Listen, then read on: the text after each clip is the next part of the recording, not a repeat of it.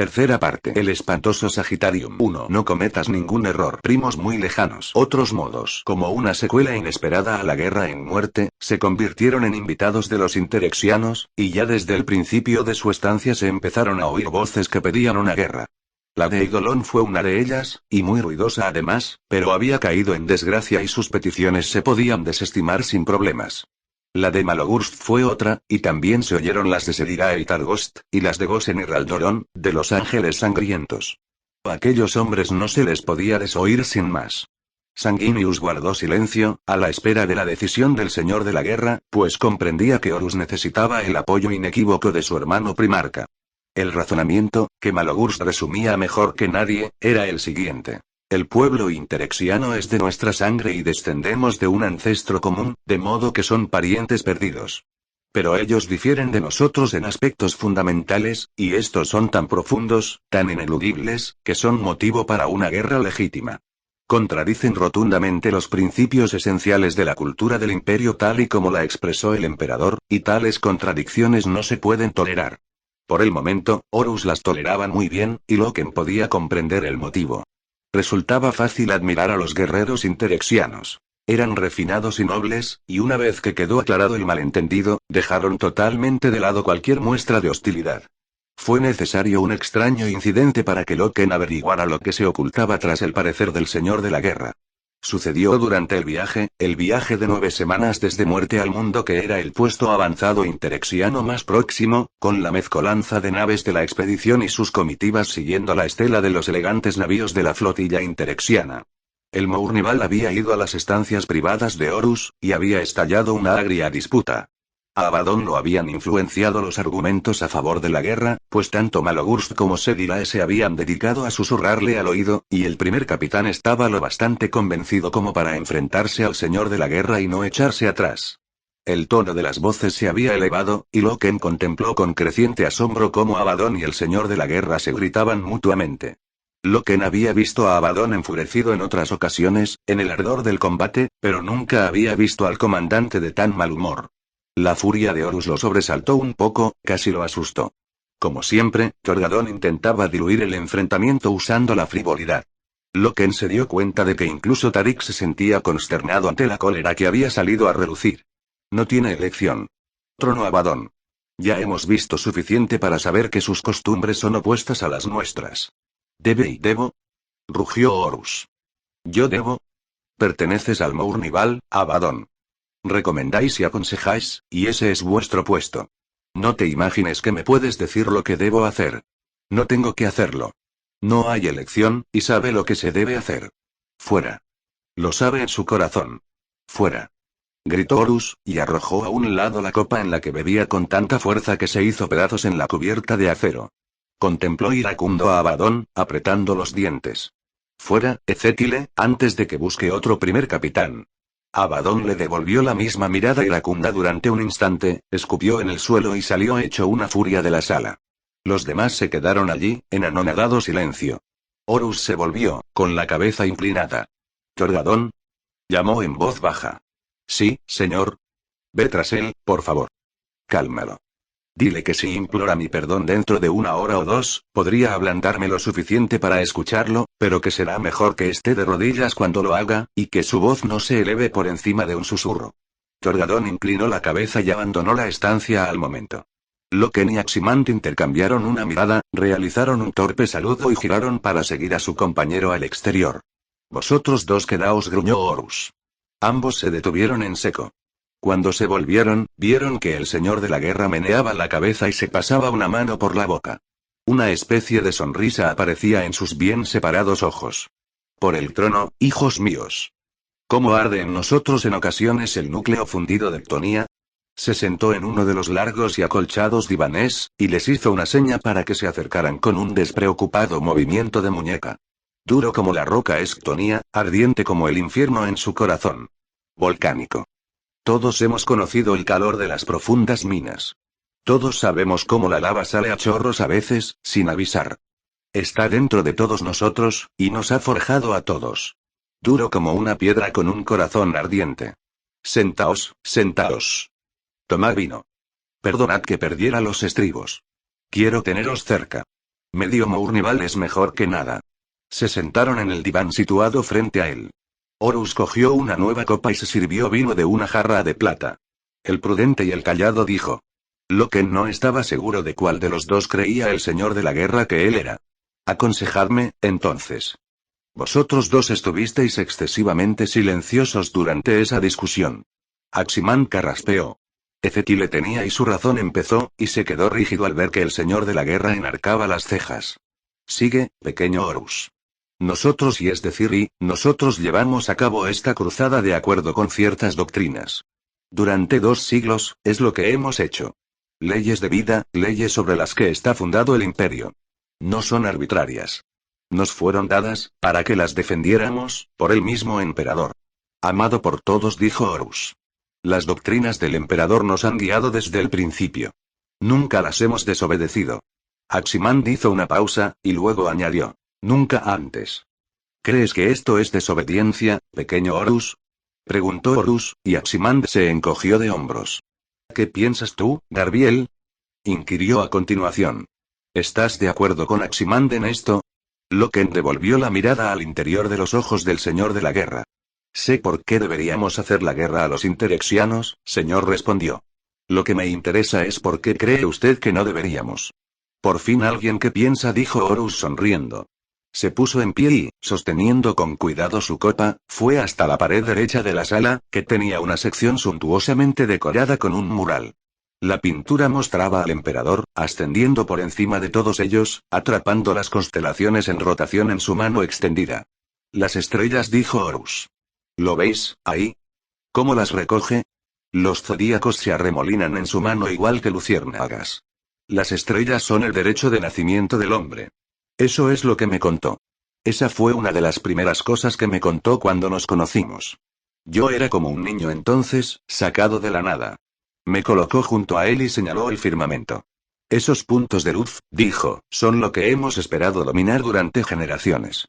Imagina, Horus, cada uno una cultura humana, cada uno un reino de belleza y esplendor, libre de conflictos, libre de guerras, libre del derramamiento de sangre y la opresión tiránica de caciques extraterrestres. No cometas ningún error, dijo, y serán nuestros. Horus pasó despacio los dedos sobre la espiral de estrellas pintadas hasta que llegó a la imagen de la mano del emperador. Apartó los dedos y volvió a mirar a Aximand y a Loken. Como huérfano, en Ctonía, raramente veía las estrellas.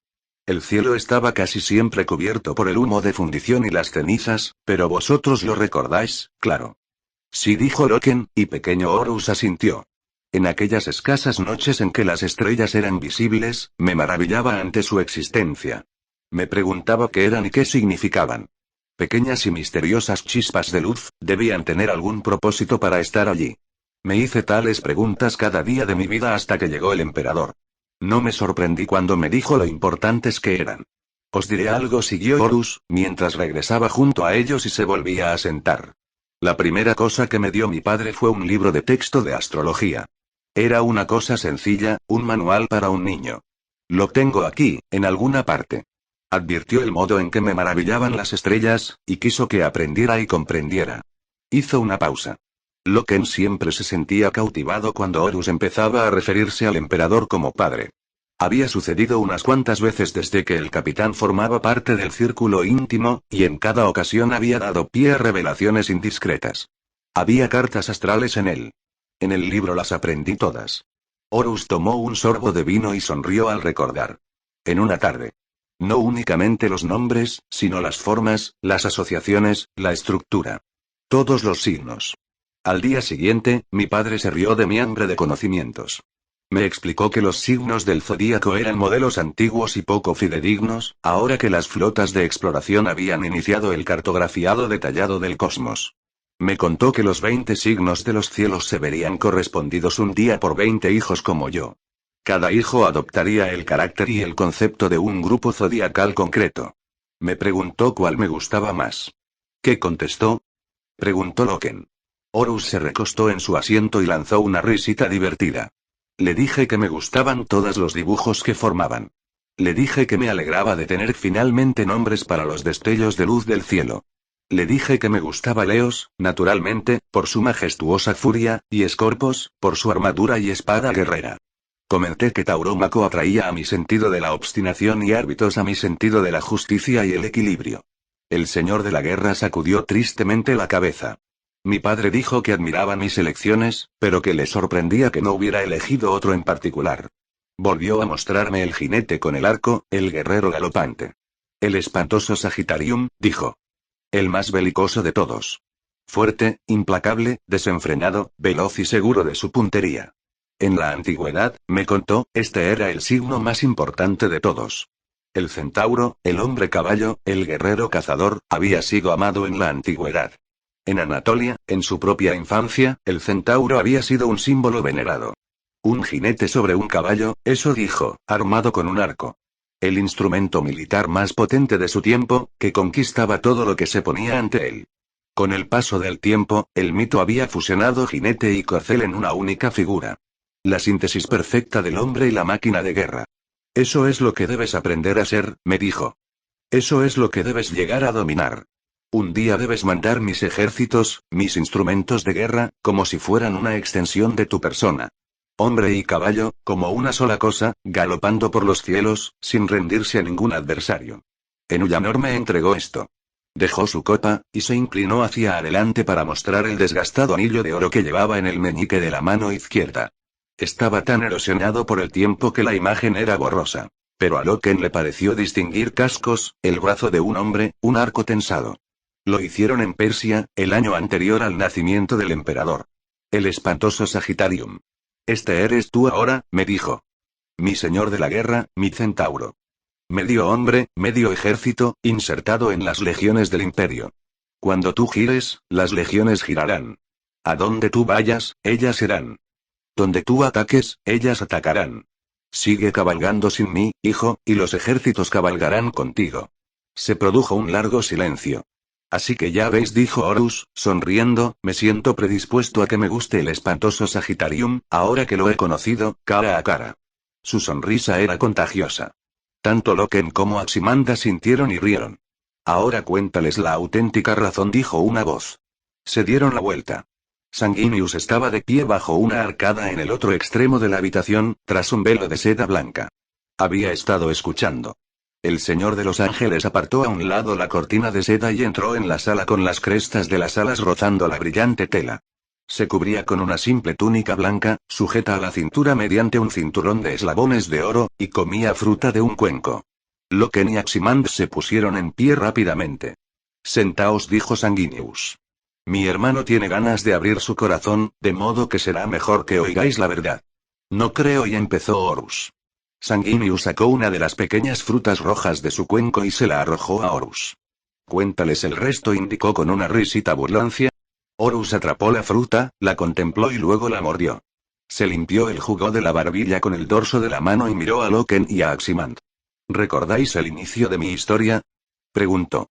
Lo que el emperador me dijo sobre las estrellas. No cometas ningún error, y serán nuestras. Dio otros 2 mordiscos, arrojó el hueso lejos y engulló la pulpa antes de proseguir. Sanguinius, mi querido hermano, tiene razón, pues Sanguinius ha sido siempre mi conciencia. El aludido se encogió de hombros, un gesto curioso en un gigante provisto de alas. No cometas ningún error, siguió Horus. Esas 4 palabras. No cometas ningún error. Soy señor de la guerra por decreto del emperador. No puedo fallarle. No puedo cometer errores. Señor, aventuró Aximand. Desde Ullanor, pequeño, he cometido 2. O he sido partícipe en 2, y eso es suficiente, ya que la responsabilidad por todos los errores de la expedición recae sobre mí en el recuento final. ¿Qué errores? Preguntó Loken. Errores. Malentendidos. Horus se pasó la mano por la frente. 63-19. Nuestro primer objetivo. El primero para mí como señor de la guerra. ¿Cuánta sangre se derramó allí por un malentendido? Interpretamos mal las señales y pagamos el precio. Pobre y querido Sejanus. Todavía lo echo de menos. Toda esa guerra, incluso aquella pesadilla allí en lo alto de las montañas que tuviste que soportar, Darbieli, un error. Podría haberlo manejado de otro modo. Se podría haber obtenido el acatamiento de 63-19 sin ningún derramamiento de sangre. No, señor, declaró Loken, categórico. Tenían demasiado arraigadas sus costumbres, y sus costumbres eran totalmente contrarias a las nuestras. No podríamos haber conseguido su acatamiento sin una guerra. Te agradezco tu amabilidad, Loken, dijo Horus, negando con la cabeza, pero te equivocas. Existen modos. Deberían haber existido modos. Tendría que haber podido influenciar a aquella civilización sin que se disparara un solo tiro. El emperador lo habría hecho así. No creo que lo hubiera hecho, dijo Aximand. Luego tenemos muerte, continuó Horus, sin hacer caso del comentario de pequeño Horus. O el país de las arañas, según los interexianos. ¿Me podéis volver a decir cómo pronuncian ellos el nombre? Urisarats, dijo Sanguinius, servicial. Aunque creo que la palabra solo funciona con el acompañamiento armónico apropiado. País de las arañas servirá, entonces, repuso Horus. ¿Cuánto malgastamos allí? ¿Cuántos malentendidos hubo? Los interexianos nos dejaron advertencias para que nos mantuviéramos alejados, y no les hicimos caso. Un mundo en cuarentena, un asilo para las criaturas a las que habían vencido en una guerra, y nos metimos allí de cabeza. No podíamos saberlo, dijo Sanguinius. Deberíamos haberlo sabido. Respondió Horus en tono cortante. En eso reside la diferencia entre nuestra filosofía y la interexiana, indicó Aximand. Nosotros no podemos tolerar la existencia de una raza alienígena perniciosa. Ellos la someten, pero se abstienen de aniquilarla y, en su lugar, le impiden que pueda viajar por el espacio y la exilan en un mundo prisión. Nosotros aniquilamos, dijo Horus. Ellos encuentran un modo de evitar medidas tan drásticas. ¿Quién de nosotros es más humano? Me pongo de parte de Ezequiel en esto, declaró Aximand, levantándose. La tolerancia es debilidad. Los interexianos son admirables, pero son indulgentes y generosos en sus tratos con razas xenos que no merecen cuartel. Les han hecho rendir cuentas, y aprendieron a vivir en armonía, dijo Horus. Han educado a los Kinebrachs para y ese es el mejor ejemplo que puedo ofrecer. Respondió Aximand. Los Kinebrachs. Los abrazan como parte de su cultura. No tomaré otra decisión precipitada o prematura, manifestó Horus con rotundidad. He tomado demasiadas, y mi puesto como señor de la guerra se ve amenazado por mis errores. Comprenderé a los interexianos, aprenderé de ellos y parlamentaré con ellos, y solo entonces decidiré si se han apartado demasiado. Son una gente magnífica. A lo mejor podemos aprender de ellos para variar. Costaba acostumbrarse a la música. A veces era majestuosa y sonora, en especial cuando los intérpretes Meturge empezaban a tocar, y en otras ocasiones no era más que un apagado susurro, como un zumbido, como una infección en el oído medio, pero casi nunca desaparecía. Los interexianos la llamaban el aria, y era una parte fundamental de su comunicación. Todavía utilizaban el lenguaje, a decir verdad, su idioma hablado era un dialecto humano evolucionado más parecido en su forma al lenguaje primitivo de Terra que el tónico, pero hacía tiempo que habían concebido el aria como un acompañamiento e intensificación del habla, y como un modo de traducción. Escrutada por los iteradores durante el viaje, el aria resultó difícil de definir. En lo esencial, era una forma de matemáticas superiores, una constante universal que trascendía las barreras lingüísticas, pero las estructuras matemáticas se expresaban mediante modos armónicos y melódicos específicos que, para el oído inexperto, sonaban como música. Filamentos de compleja melodía resonaban en el trasfondo de todas las transmisiones vocales interexianas, y cuando uno de su especie hablaba cara a cara, era la costumbre hacer que uno o más de los intérpretes Meturge acompañara sus palabras con sus instrumentos.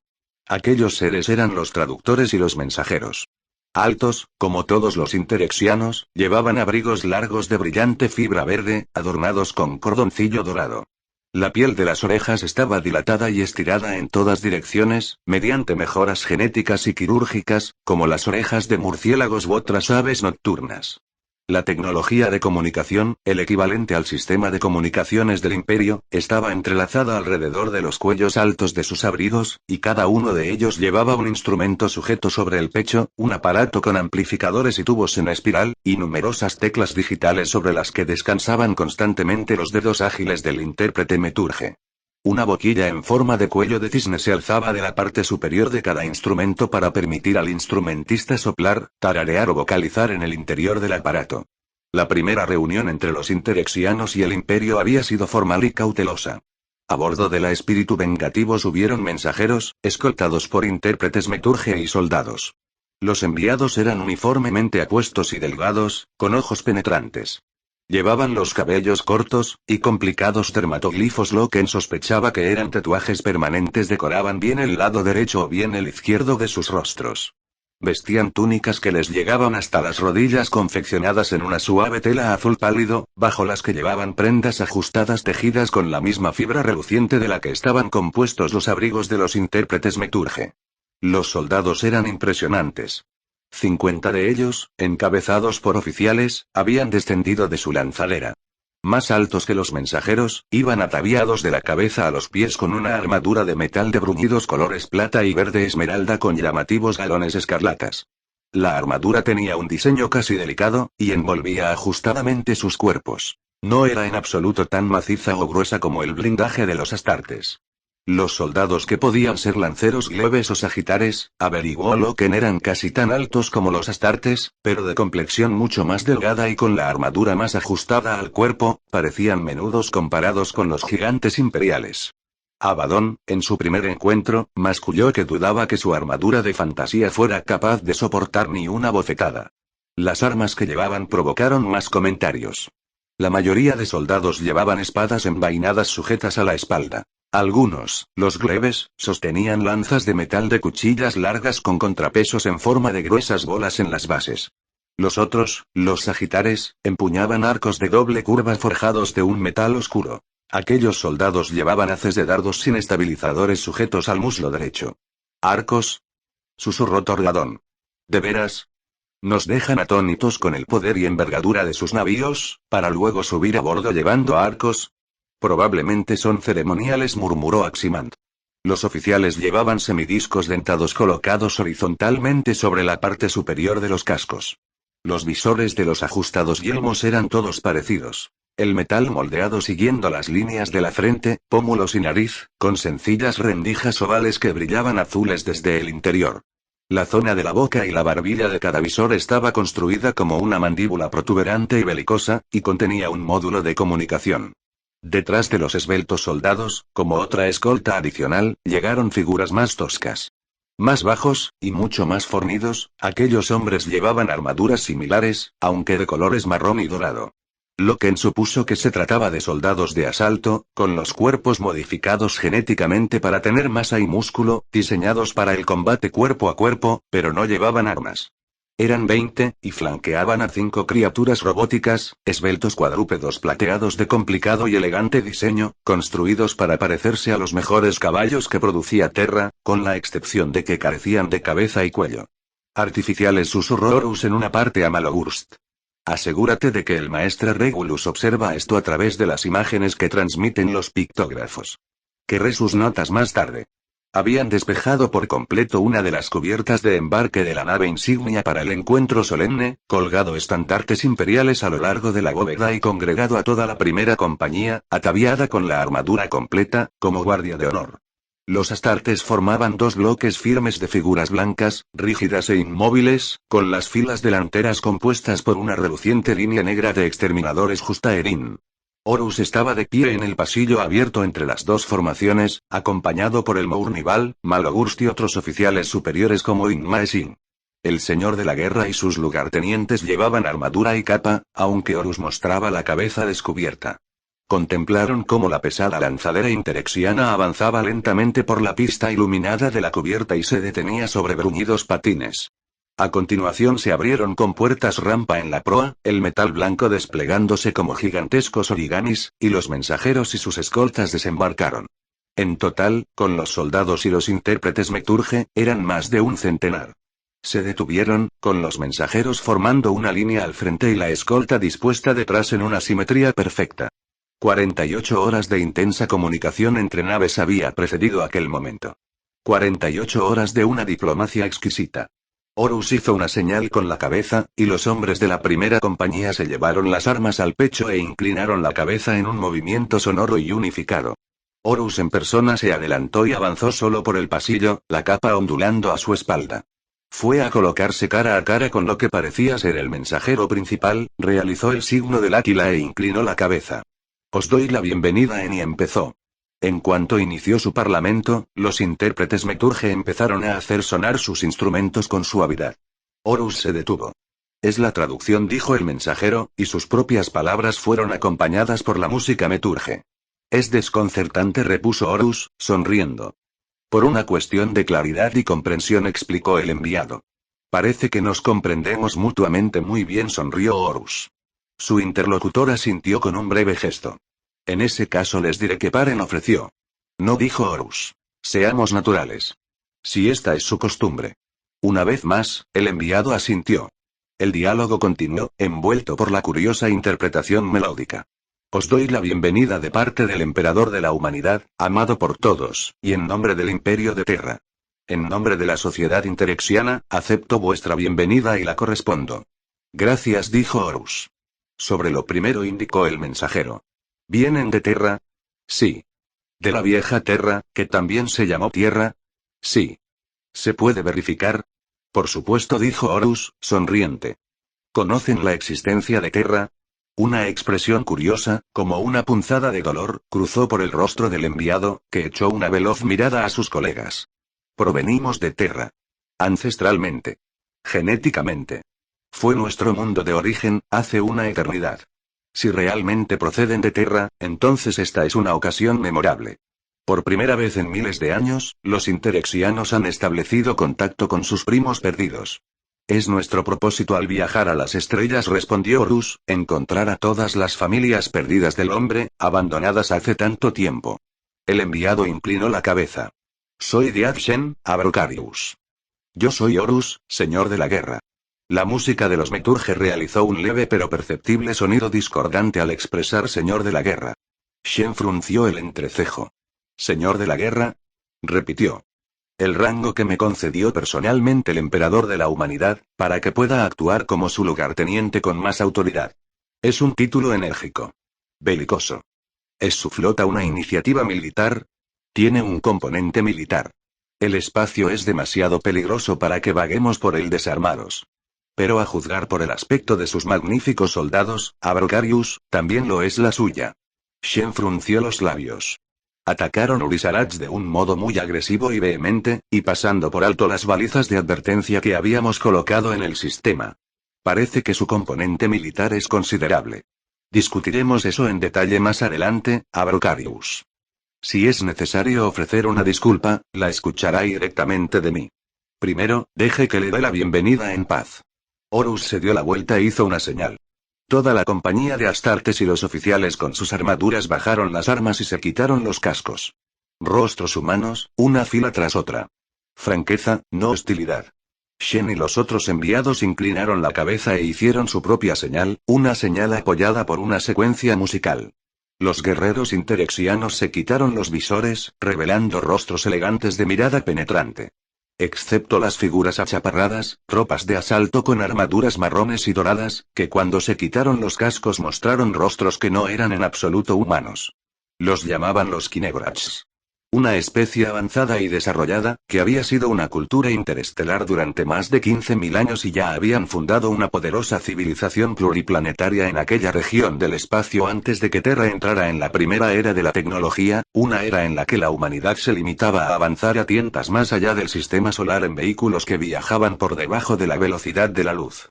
Cuando los interexianos tropezaron con ellos, su cultura envejecía y se extinguía. Tras un contacto inicial, tuvo lugar una guerra territorial que duró un siglo. A pesar de la tecnología superior de los Kinebrats, los humanos interexianos salieron victoriosos, pero la victoria no aniquiló a los alienígenas. Se logró un acercamiento, gracias en parte a la buena disposición por parte de los interexianos a desarrollar el área para facilitar un nivel más profundo de comunicación entre especies. Enfrentados a opciones que incluían más enfrentamientos bélicos y el exilio, los Kinebrats eligieron convertirse en ciudadanos pupilos del Estado interexiano que no dejaba de expandirse. Les resultaba muy conveniente colocar su destino cansado y decaído en manos de los humanos, vigorosos y progresistas. Vinculados culturalmente como socios comanditarios en la sociedad, los Kinebrats compartieron sus avances tecnológicos mediante un sistema de intercambio. Los humanos interexianos llevaban 3.000 años coexistiendo sin problemas con aquella raza. El conflicto con los Kinebrats fue nuestra primera guerra alienígena de importancia, explicó Diadshen. Shen estaba sentado junto con los otros enviados en la sala de audiencias del Señor de la Guerra. El Mournival estaba presente, e intérpretes Meturge flanqueaban las paredes, acompañando con delicadeza las conversaciones. Nos enseñó mucho. Nos enseñó sobre nuestro lugar en el cosmos, y ciertos valores de compasión, comprensión y empatía. El área se desarrolló como una consecuencia directa de ello, como una herramienta para ser utilizada en relaciones posteriores con grupos no humanos. La guerra nos hizo comprender que nuestra misma humanidad, o al menos nuestra aguda dependencia de los rasgos humanos, como la lengua, era un obstáculo para establecer relaciones maduras con otras especies. Por muy sofisticados que sean los medios, Abrocarius dijo a Abaddon, a veces la comunicación no es suficiente. Según nuestra experiencia, la mayoría de tipos Xeno son testarudamente hostiles, y la comunicación y la negociación no son una opción. El primer capitán, como muchos de los presentes, se sentía incómodo. Se había permitido a todo el grupo interexiano la entrada en la sala de audiencias, y los Kinebrachs asistían desde el otro extremo de la habitación. Abaddon no dejaba de dirigirles miradas de soslayo.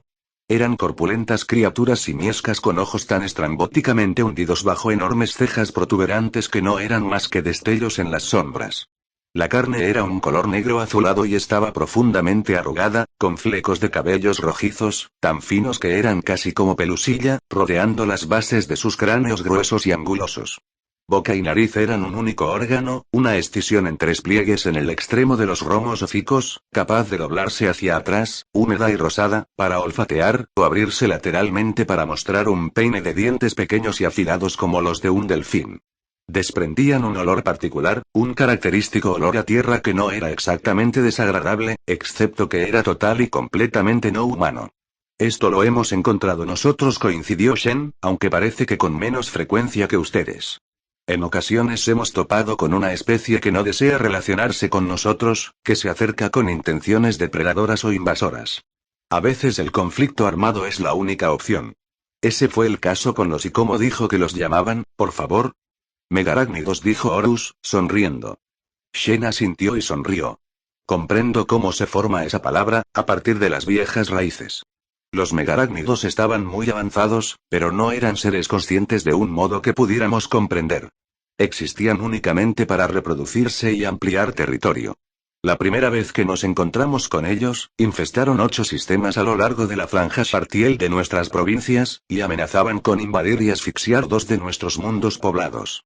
Fuimos a la guerra para salvaguardar nuestros propios intereses. Al final, salimos victoriosos, pero seguía sin existir una ocasión para un acercamiento o establecer condiciones para la paz. Reunimos a todos los megarácnidos que quedaban en cautividad y los transportamos a Urisarach. También les quitamos toda su tecnología interestelar, y los medios para producirla. Se creó Urisarach como una reserva para ellos, donde podrían existir sin representar una amenaza para nosotros ni para otros. Colocamos las balizas de prohibición para advertir a otros que se alejaran. ¿No se plantearon exterminarlos?, preguntó Malogurst. ¿Qué derecho tenemos a hacer desaparecer otra especie?, respondió Shen, negando con la cabeza. En la mayoría de los casos se puede alcanzar un acuerdo.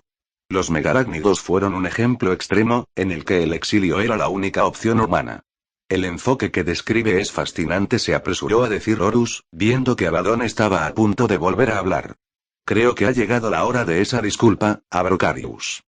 Malinterpretamos sus métodos e intenciones en Urisarach.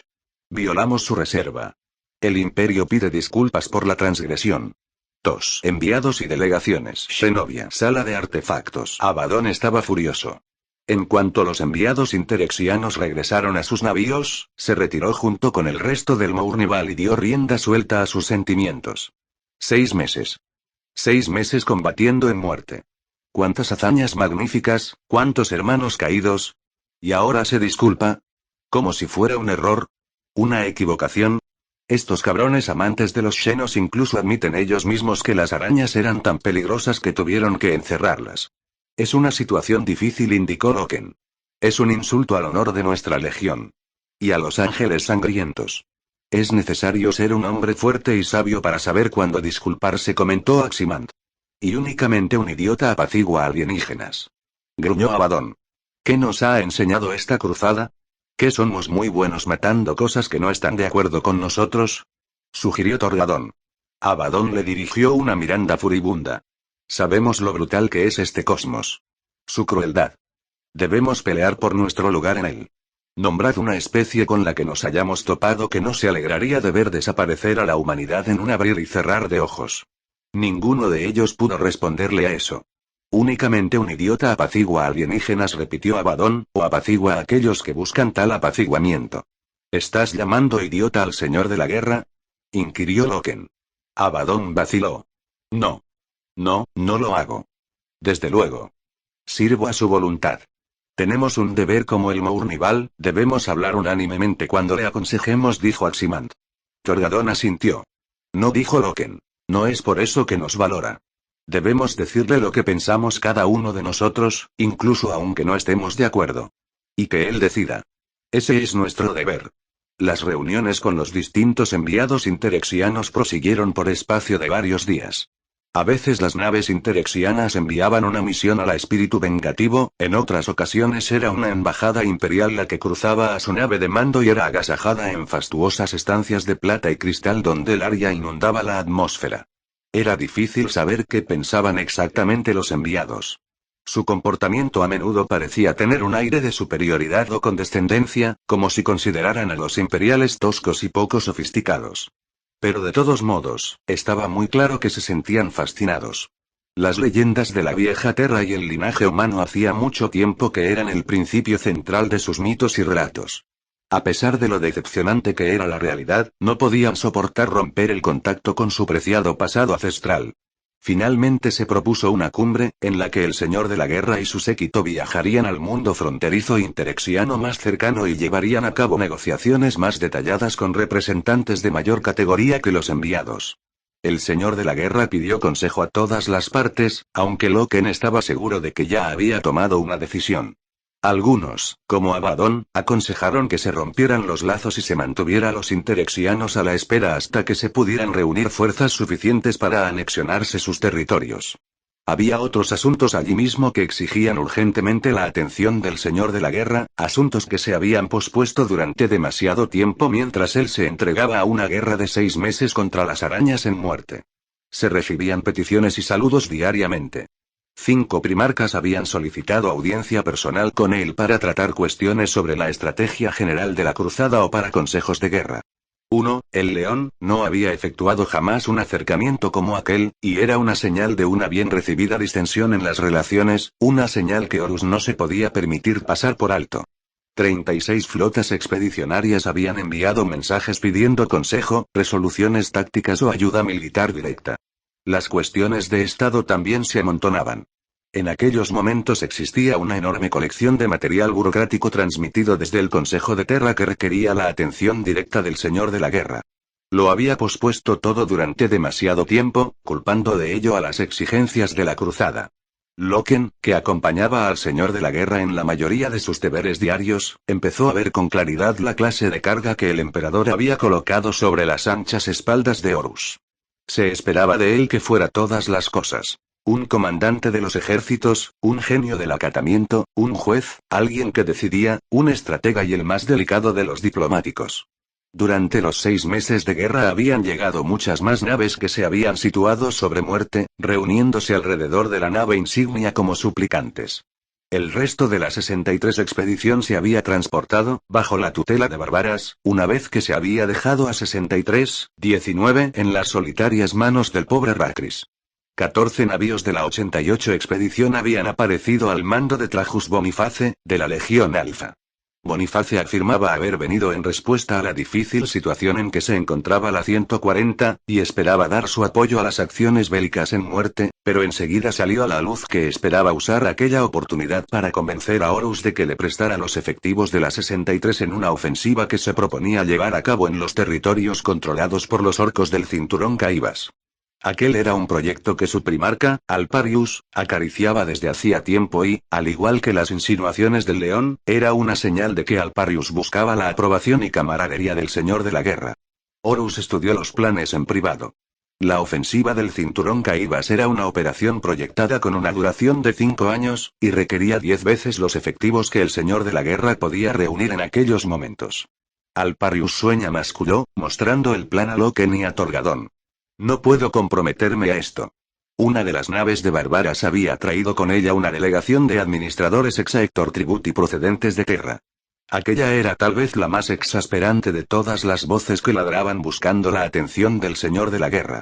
Siguiendo instrucciones de Maleador el Sigilita, y con el refrendo del Consejo de Terra, se había enviado a los Exaector por todos los territorios en expansión del Imperio, en un programa de dispersión general que convertía el despliegue en masa de los rememoradores en una operación modesta.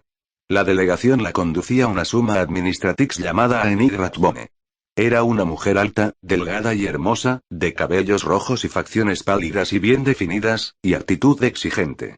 El Consejo de Terra había decretado que todas las fuerzas expedicionarias y de la cruzada, todos los primarcas, todos los comandantes y todos los gobernadores de sistemas planetarios sometidos debían empezar a recaudar impuestos de sus planetas vasallos para reforzar las crecientes demandas fiscales del cada vez más extenso imperio.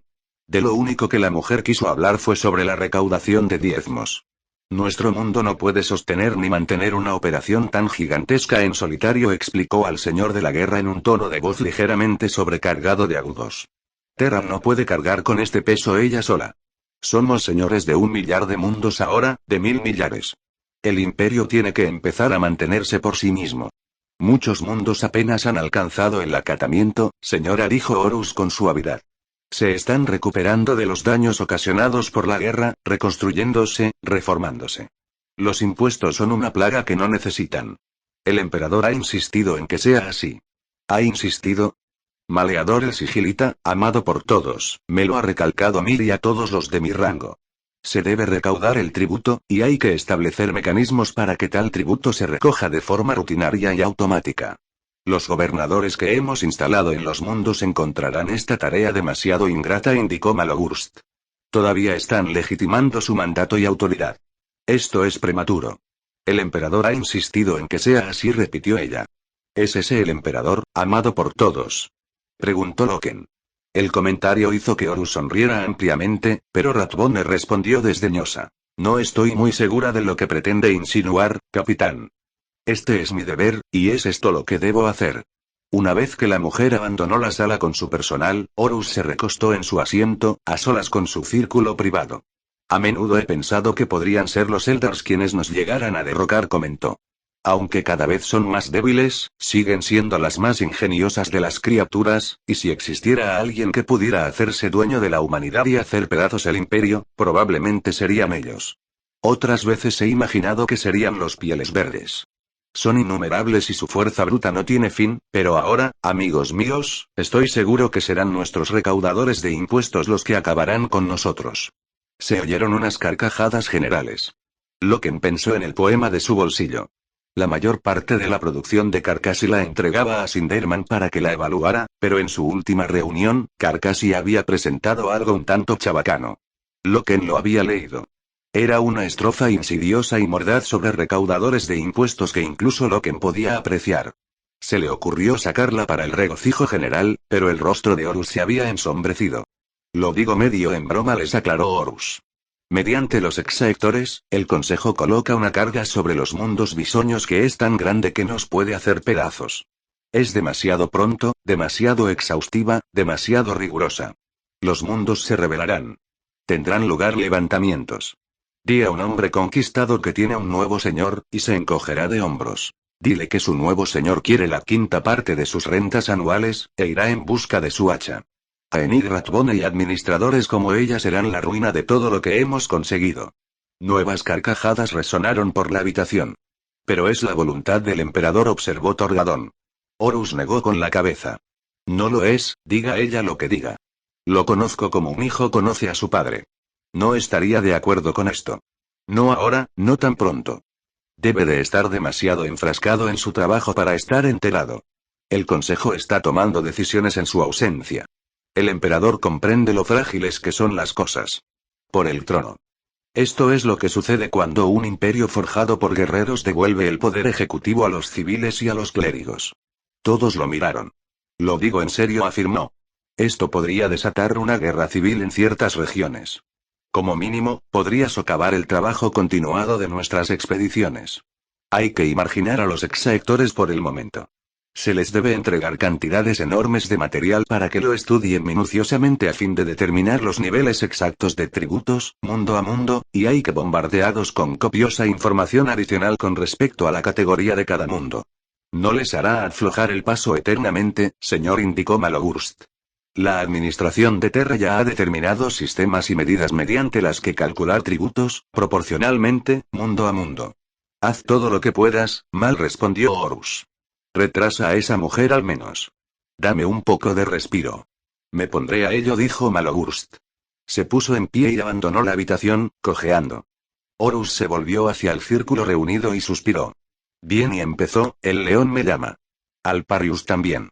Y los demás hermanos y numerosas expediciones, comentó Sanguinius. Y parece que mi opción más sensata es regresar a Terra y enfrentarme al Consejo respecto a los impuestos. Sanguinius lanzó una risita. No fui hecho para eso, dijo Horus. En ese caso, deberíamos considerar a los interexianos, señor, indicó Erebus. Erebus, de la Legión de los Portadores de la Palabra, la 17 Legión, se había unido a ellos 15 días antes como parte del contingente que había traído Bárbaras. Con su armadura modelo cuarto color gris piedra, grabada en bajorrelieve con relatos de sus hazañas, Erebus era un personaje sombrío y serio. Su rango en la 17 Legión era el de primer capellán, equivalente en líneas generales al de Abaddon o Eidolon. Era un comandante superior de aquella legión, íntimo de Corfaeron y del mismísimo primarca Lorgar.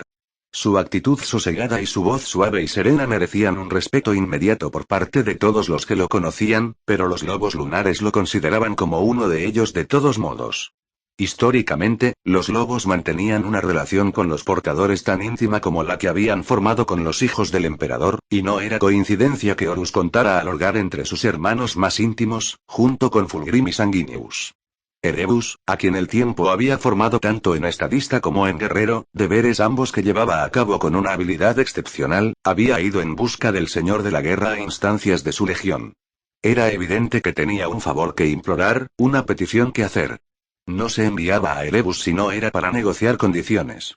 No obstante, nada más llegar, Erebus había comprendido de inmediato la presión a la que estaba sometido Horus, las incontables voces que chillaban requiriendo su atención, y había aparcado el motivo de su visita, no deseando aumentar la ya inmensa carga del señor de la guerra, actuando en vez de ello como asesor y consejero concienzudo sin un asunto propio. Por aquello, el Mournival lo admiró profundamente y le dio la bienvenida, al igual que a Raldorus, al círculo íntimo. Abaddon y Aximand habían servido junto a Erebus en numerosos escenarios de operaciones. Torgadón lo conocía desde hacía mucho tiempo. Los tres no hablaban más que en los mejores términos del primer capellán Erebus. Loken no necesitó que lo convencieran. Desde el principio, Erebus había hecho un esfuerzo especial para establecer una buena relación con Loken. El historial y la herencia de Erebus eran tales que a Loken le pareció como si llevara con él todo el peso de un primarca. Al fin y al cabo, era el portavoz elegido por Lorgar. Erebus había comido con ellos, trabajado con ellos, se había sentado tranquilamente fuera de horas a beber con ellos, y, en ocasiones, entrado en las jaulas de entrenamiento y practicado con ellos. En una tarde había vencido a Torgadón y a Aximand en unos veloces asaltos, luego pasado un buen rato con Saul Tarvitz antes de derribarlo sobre la estera. Tarvitz y su camarada Lucius estaban allí invitados por Torgadón. Loken quiso ponerse a prueba contra Erebus, pero Lucius insistió en que era el siguiente. Al Mournival había llegado a gustarle Tarvitz, la impresión que tenían de él estaba influenciada favorablemente por las buenas opiniones de Torgadón, pero Lucius seguía siendo una entidad aparte, demasiado parecido a Lord Eidolon para que sintieran simpatía por él. Siempre se mostraba quejumbroso y exigente como un niño malcriado. «Ve tú», entonces dijo Loken, instándolo al frente con un ademán, si tanto te importa. Estaba claro que Lucius se esforzaba por devolver el honor a su legión, un honor perdido, tal como él lo veía, en el mismo instante en que Erebus había derribado a Tarvitz con un habilidoso golpe de su espada. Sacando su arma, Lucius entró en la jaula de entrenamiento poniéndose de cara a Erebus. Los hemisferios de hierro se cerraron alrededor de ambos. Lucius separó las piernas, con el espadón sujeto en alto y cerca del cuerpo. Erebus mantuvo su propia espada en posición baja. Empezaron a describir círculos. Los dos astartes iban desnudos hasta la cintura, con toda la musculatura de la parte superior del cuerpo en tensión. Era un juego, pero un movimiento equivocado podía lisiar. O matar. El asalto duró 16 minutos, y eso por sí solo lo habría convertido en una de las sesiones de entrenamiento más largas que ninguno de ellos había llevado a cabo. Pero lo que lo hizo más excepcional fue que durante ese tiempo no hubo ninguna pausa, ninguna vacilación, ningún cese en las hostilidades. Erebus y Lucius se lanzaron el uno sobre el otro, e hicieron entrechocar las espadas a un ritmo de 3 o 4 veces por segundo. Era un golpear incesante, una mareante masa borrosa de cuerpos en movimiento y espadas centelleantes que golpeaban y golpeaban como en un sueño. Abaddon, Tarvitz, Torgadon, Loken y Aximand rodearon la jaula fascinados, y empezaron a aplaudir y a gritar en total aprobación de la asombrosa destreza que exhibían los contendientes. Lo matará. Jadeó Tarvitz, boquiabierto. A esa velocidad, sin protección. Lo matará. ¿Quién lo hará? Preguntó Loken. No lo sé, Garby. Cualquiera de ellos. Exclamó él. Es demasiado, dijo Aximand, riendo. Loken se enfrentará al vencedor, gritó Torgadon. No lo creo. Replicó el aludido. He visto tanto al vencedor como al perdedor. El duelo siguió. El estilo de Erebus era defensivo, bajo, repitiendo y cambiando cada parada como una máquina. El estilo de Lucius estaba lleno de ataque, era furioso, brillante, diestro. Resultaba difícil seguir los movimientos de ambos. Si pensáis que voy a enfrentarme a cualquiera de ellos después de esto, y empezó Loken. ¿Qué sucede? ¿No puedes hacerlo? Se burló Torgadon. No. Tú entrarás a continuación, dijo Abaddon con una risita, dando una palmada. Te daremos un Volter para equilibrar la situación. Qué gracioso eres, Ezequiel. En el segundo 59 del 16º minuto, según el cronómetro de la jaula de entrenamiento, Lucius se anotó el golpe vencedor. Consiguió introducir el espadón bajo la guardia de Erebus y le arrebató la espada a su adversario. Erebus retrocedió contra los barrotes de la jaula, y se encontró con el filo de la espada de Lucius sobre la garganta. Vale. Vale ya, Lucius. Gritó Aximand, pulsando el mecanismo que abría la jaula. Lo siento, dijo este, que no lo lamentaba en absoluto. El guerrero retiró el arma y saludó a Erebus. El sudor le empapaba los hombros desnudos. Un buen combate, dijo el primer capellán, sonriente, y respirando con dificultad mientras se inclinaba para recoger su espada. Su habilidad con la espada no tiene igual, capitán Lucius. Ahora sal, Erebus, dijo Torgadon. Le toca el turno a Garby. Ah, no, dijo este. Eres el mejor de nosotros con la espada, insistió pequeño Horus. Enséñale cómo lo hacen los lobos lunares. La habilidad con una espada no lo es todo, protestó Loken. Haz el favor de entrar ahí y deja de avergonzarnos, susurró Aximand. Observó a Lucius, que se secaba el torso con una tela. ¿Listo para otro, Lucius? Adelante. Está loco, susurró Loken. Por el honor de la legión, masculló Abaddon, empujando a Loken al frente. Es cierto, se pavoneó Lucius. Como os guste más. Enséñame cómo pelea un lobo lunar, Loken. Muéstrame cómo ganas. No tiene que ver solo con la espada, señaló este. Como tú lo prefieras, resopló Lucius. Erebus se levantó del rincón de la jaula y arrojó su espada a Loken. Parece que es tu turno, Garbiel, dijo. Loken atrapó el arma y la probó en el aire, moviéndola a un lado y a otro. Luego entró en la jaula y asintió. Los hemisferios se cerraron alrededor de los dos contendientes. Lucius escupió y sacudió los hombros, a continuación giró la espada y empezó a danzar alrededor de Loken. No soy un espadachín, dijo este. Entonces esto terminará rápidamente. Si practicamos, no será solo con respecto a la espada. Lo que quieras, indicó Lucius, saltando adelante y atrás. Simplemente empieza y pelea conmigo. Loken suspiró. Te he estado observando en los movimientos de ataque. Puedo adivinar lo que vas a hacer. Eso querrías. Puedo adivinarlo. Ven a por mí. Lucius se abalanzó sobre Loken. Este se hizo a un lado, con la espada baja, y asestó un puñetazo a su contrincante en pleno rostro. Lucius cayó pesadamente de espaldas. Loken soltó la espada de Erebus sobre la esterilla. Creo que lo he dejado claro. Así es como lucha un lobo lunar. Comprende a tu oponente y haz lo que sea necesario para derribarlo. Lo siento, Lucius. Escupiendo sangre, la respuesta de Lucius resultó ininteligible. Dije que deberíamos considerar a los interexianos, señor, insistió Erebus. Deberíamos, respondió Horus, y he tomado una decisión. Todas estas voces que solicitan mi atención, que tiran de mí en una dirección y en otra, no pueden disfrazar el hecho de que la Interexiana es una nueva cultura significativa, que ocupa una región significativa del espacio. Son humanos. No podemos pasarlos por alto. No podemos negar su existencia. Tenemos que ocuparnos de ellos inmediatamente. O bien son amigos, aliados potenciales, o son enemigos. No podemos volver nuestra atención hacia otro lugar y esperar que ellos se queden quietos. Si son enemigos, si están en nuestra contra, entonces podrían representar una amenaza tan grande como los Pieles Verdes. Iré a la cumbre y me reuniré con sus líderes. Xenovia era una capital de provincias en la zona fronteriza del territorio interexiano. Los enviados se habían mostrado cautelosos en sus informaciones sobre el tamaño y alcance precisos de su estado, pero sus posesiones culturales ocupaban evidentemente más de 30 sistemas, con los mundos centrales a unas 40 semanas del borde de la influencia imperial. Xenovia, un mundo que actuaba como puerta de acceso y puesto de guardia en el límite del espacio interexiano, fue el lugar elegido para celebrar la cumbre. Era un lugar que producía un considerable asombro. Escoltados desde los puntos de estacionamiento colectivo situados en la órbita del satélite principal, se condujo al Señor de la Guerra y a sus representantes a Xenovia Principis, una ciudad majestuosa y rica a las orillas de un vasto mar de amoníaco. La ciudad estaba construida en las laderas de una amplia bahía, de modo que descendía en declive por los terraplenes de las colinas hasta el nivel del mar. La región continental situada detrás de ella estaba cubierta por una verde selva tropical, y su exuberancia se derramaba también por la ciudad, por lo que las construcciones torres de piedra gris claro y torrecillas de latón y plata se alzaban del tupido dosel como picos de colinas. La vegetación era predominantemente de color verde oscuro, tan oscuro que en realidad parecía casi negro bajo la débil luz amarilla.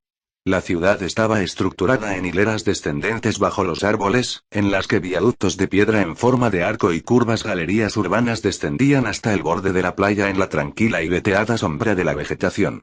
Las torres y ornamentados campanarios se alzaban por encima del bosque, y a menudo estaban coronados con metal bruñido y adornados con mástiles altos de los que colgaban banderas y estandartes bajo el aire cálido. No era una ciudad fortificada, y apenas se veían señales de defensas tanto en tierra como en la órbita local. Pero a Horus no le cupo ninguna duda de que la ciudad se podía proteger a sí misma en caso de necesidad. Los interexianos no lucían su poder militar de un modo tan evidente como el imperio, pero no se podía subestimar su tecnología. El grupo imperial lo formaban 500 personas e incluía oficiales astartes, tropas de escolta e iteradores, así como una selección de rememoradores. Horus había autorizado la inclusión de estos últimos. Aquella era una misión de recogida de datos, y el Señor de la Guerra pensó que los entusiastas y curiosos rememoradores podrían reunir una gran cantidad de material adicional que resultaría valioso. Loken creía que el Señor de la Guerra efectuaba también un esfuerzo por dar una impresión bastante distinta de la ofrecida anteriormente. Los enviados interexianos habían parecido despreciar especialmente el sesgo militar de la expedición. Horus iba a verlos ahora, rodeado en la misma medida de maestros, poetas y artistas como lo estaba de guerreros. Se les proporcionó un excelente alojamiento en la parte occidental de la ciudad, en un barrio conocido como el Extrañus, donde, se les informó educadamente, se instalaba y atendía a todos los forasteros y visitantes. Xenovia Principis era un lugar designado para la celebración de reuniones diplomáticas y de congresos comerciales, y el Extranus estaba destinado a mantener a los huéspedes retenidos en un único lugar. Se les proveyó espléndidamente de intérpretes mecturge, sirvientes y oficiales de la corte que se ocuparían de todas y cada una de sus necesidades y responderían cualquier pregunta. Bajo la guía de una escolta de Abrocari, se permitió a los imperiales abandonar el sombreado complejo residencial del Extranus para visitar la ciudad. En grupos pequeños, se les mostraron las maravillas del lugar. Salas de comercio e industria, museos de arte y música, archivos y bibliotecas. Bajo la verde luz crepuscular de las calles cubiertas por soportales, bajo el dosel susurrante de los árboles, los guiaron por avenidas magníficas, a través de plazas espléndidas y les hicieron ascender y bajar interminables tramos de escalera. La ciudad albergaba edificios de un diseño exquisito, y estaba claro que los interexianos poseían una gran destreza tanto en los antiguos oficios de la cantería y el trabajo del metal como en los oficios más nuevos que ofrecía la tecnología. En las aceras abundaban las estatuas de factura magnífica y las fuentes de aguas calmas, pero también había esculturas públicas de luz y sonido. Las antiguas aberturas ojivales de las ventanas estaban equipadas con paneles de cristal que reaccionaban a la luz y el calor, y las puertas se abrían y cerraban mediante sensores automáticos de presencia. Por si esto fuera poco, los niveles de luz de los interiores se podían ajustar con un movimiento de la mano. Por todas partes se oía el son de la suave melodía del aria. El imperio poseía muchas ciudades que eran más grandes, imponentes y ciclópeas. Las supercolmenas de Terra y las agujas plateadas de Próspero eran monumentos prodigiosos al progreso cultural que más bien empequeñecían Xenovia Principis. Pero la ciudad interexiana era tan refinada y sofisticada como cualquier conurbación en el espacio imperial, y era simplemente un asentamiento fronterizo. El día de su llegada, los imperiales fueron recibidos con un gran desfile, que culminó con su presentación al oficial real superior de Xenovia, un comandante general llamado Heptanaud. Había también funcionarios civiles de alta jerarquía en el grupo interexiano, pero habían decidido permitir que un líder militar presidiera la cumbre. Del mismo modo que Horus había diluido la composición militar de su embajada para impresionar a los interexianos, estos habían sacado a un primer plano sus poderes militares. El desfile fue complejo y lleno de color. Intérpretes meturge desfilaron en gran número, vestidos con suntuosas ropas ceremoniales, y ejecutaron himnos estridentes que eran tanto mensajes no verbales de bienvenida como música ambiental. Glebes y Sagitares avanzaron en largas columnas homogéneas, con las armaduras relucientes y adornadas con guirnaldas de cintas y hojas. Detrás de la tropa humana iban los auxiliares Kinebrachs, con armaduras y paso torpe, y relucientes formaciones de caballería robótica. La caballería estaba compuesta por cientos de los caballos artificiales sin cabeza que habían formado parte de la guardia de honor de los enviados, pero que en aquellos momentos ya no carecían de cabeza. Sagitares y Glebes montaban en los cuerpos de los cuadrúpedos, sentados en el lugar donde debería haber estado la base del cuello. La armadura del guerrero y la tecnología del robot se habían fusionado sin complicaciones, fijando a los jinetes en su puesto, con las piernas introducidas en los esternones de los córceles. En aquellos momentos eran centauros, hombre y artefacto unidos como uno solo, el mito convertido en realidad gracias a la tecnología. La ciudadanía de Xenovia Principis salió en gran número para contemplar el desfile, y vitoreó y cantó, y lanzó pétalos y trozos de cinta por toda la ruta de la procesión. El punto de destino del desfile era un edificio llamado la Galería de los Artefactos, un lugar que al parecer tenía alguna relevancia militar para los interexianos. Antigua, y de un tamaño considerable, la galería se asemejaba a un museo. El edificio, construido en una zona empinada de las laderas de la bahía, encerraba muchas estancias que tenían una altura de más de 2 o 3 pisos.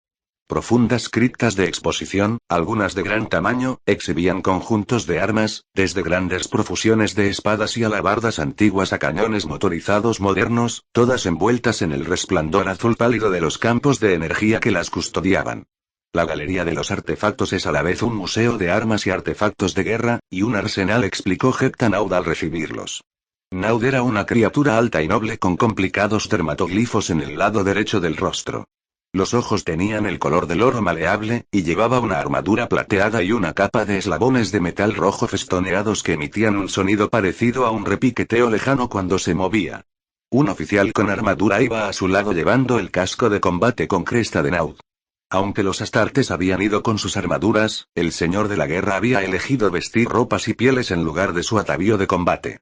Mostró un gran y cortés interés mientras Naud los conducía a través de las profundas criptas, efectuando comentarios sobre ciertos artefactos y también observaciones jubilosas cuando algunas armas arcaicas revelaban un linaje compartido.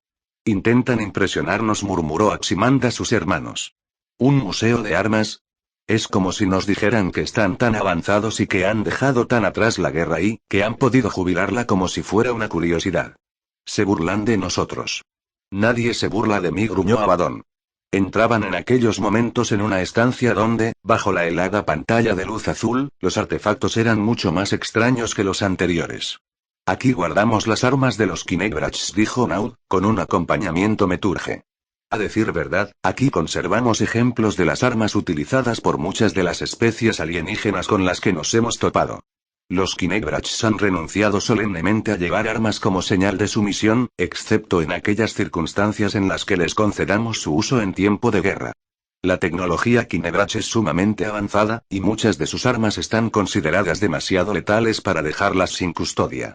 Naut presentó a un descomunal Kinebrach, vestido con una túnica, llamado Azeroth, que ostentaba el rango de guardián de la Galería de los Artefactos, y era el fiel conservador de la galería.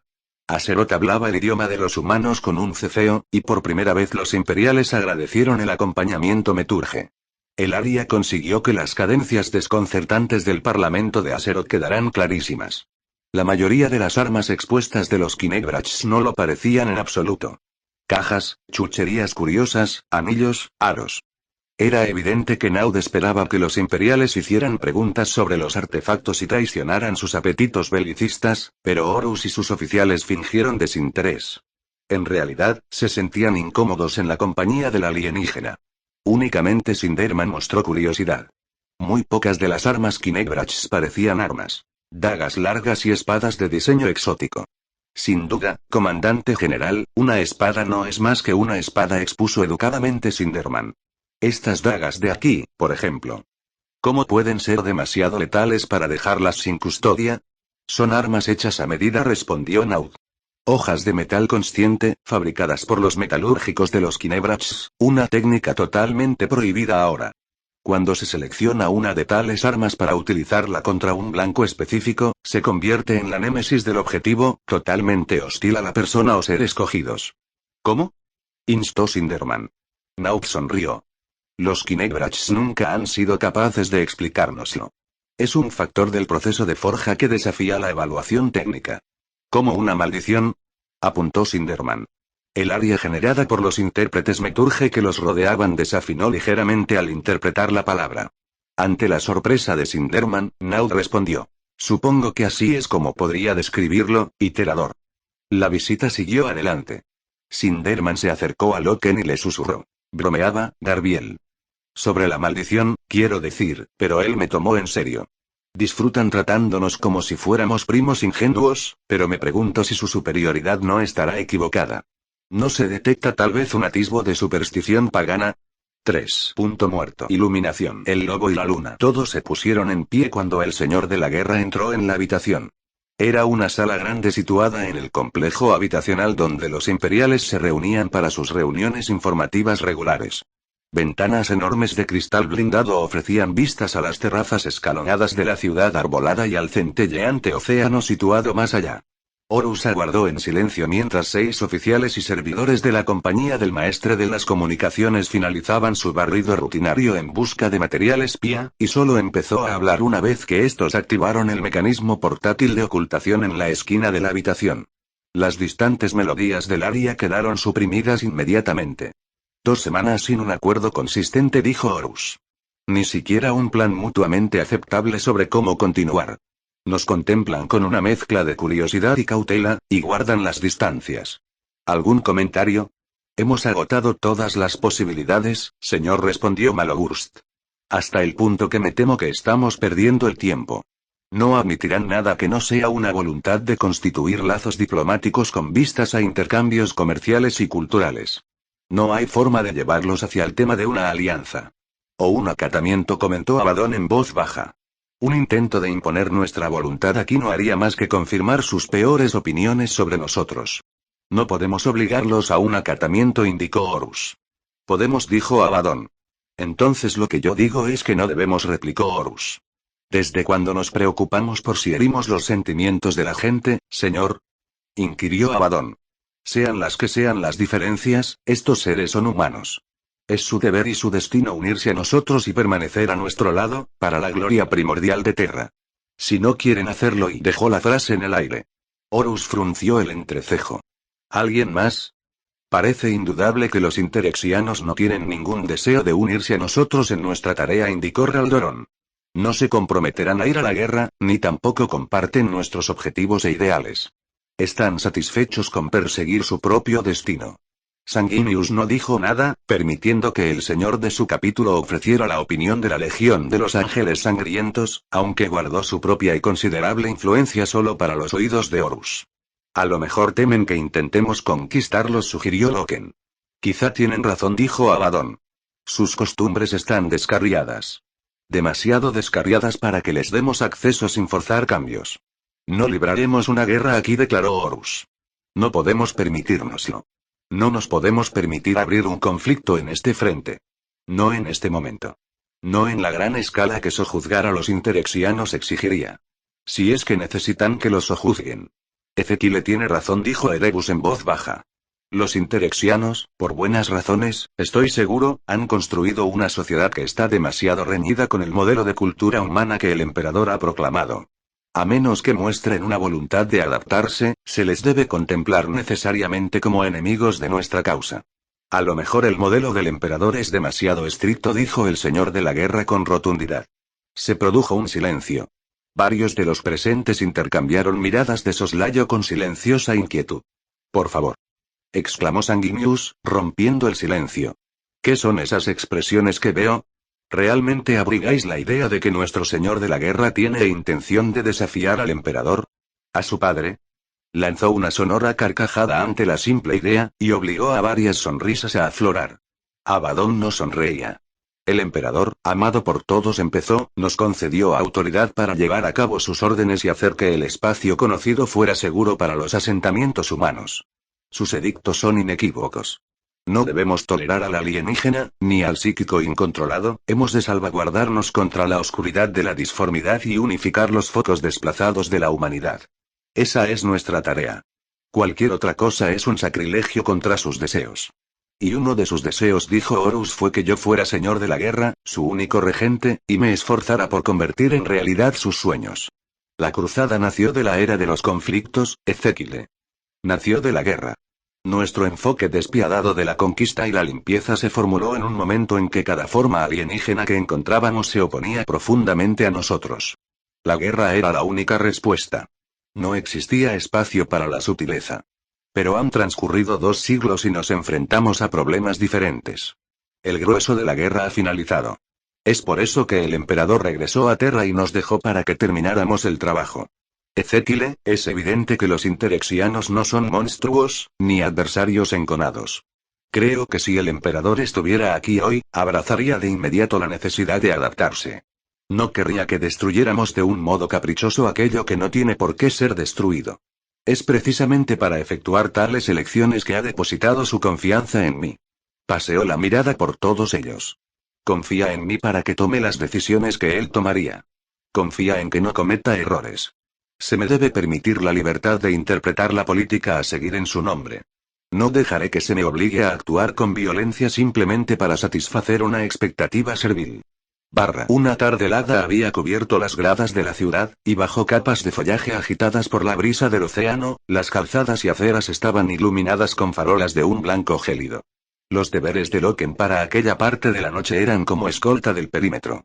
El comandante cenaba con Heptanaud y otros personajes ilustres en la casa palaciega del comandante general. Horus había confiado al Mournival que esperaba usar la oportunidad para presionar informalmente a Naud en busca de unos compromisos más sustanciales, incluyendo la posibilidad de que los interexianos podrían, al menos por el momento, reconocer al emperador como la verdadera autoridad humana. Tal sugerencia no se había aventurado todavía en conversaciones formales, ya que los iteradores habían pronosticado que sería rechazada de plano. El señor de la guerra quería poner a prueba los sentimientos del comandante general sobre el tema en una atmósfera en la que cualquier ofensa podía dejarse de lado como simple conjetura. A Loken no le gustó demasiado la idea, pero confió en que su comandante la formularía con delicadeza. Era un momento incómodo, bien entrada la 3ª semana de su visita cada vez más infructuosa. 2 días antes, el primarca Sanguinius se había despedido y regresado a territorio imperial con sus ángeles sangrientos. Estaba muy claro que a Horus no le gustó nada verlo marchar, pero era una medida prudente, y Sanguinius había elegido llevarla a cabo simplemente para conceder más tiempo a su hermano con los interexianos. Sanguinius regresaba para ocuparse directamente de algunas de las cuestiones que requerían con mayor urgencia la atención del señor de la guerra, y calmar así las muchas voces que suplicaban su inmediato regreso. La casa de Naud era una construcción notoriamente enorme situada cerca del centro de la ciudad. Con 6 pisos de altura, sobresalía de una de las gradas cívicas más espléndidas y estaba construida a partir de un gran armazón de hierro negro relleno de mosaicos de madera barnizada y cristales de colores.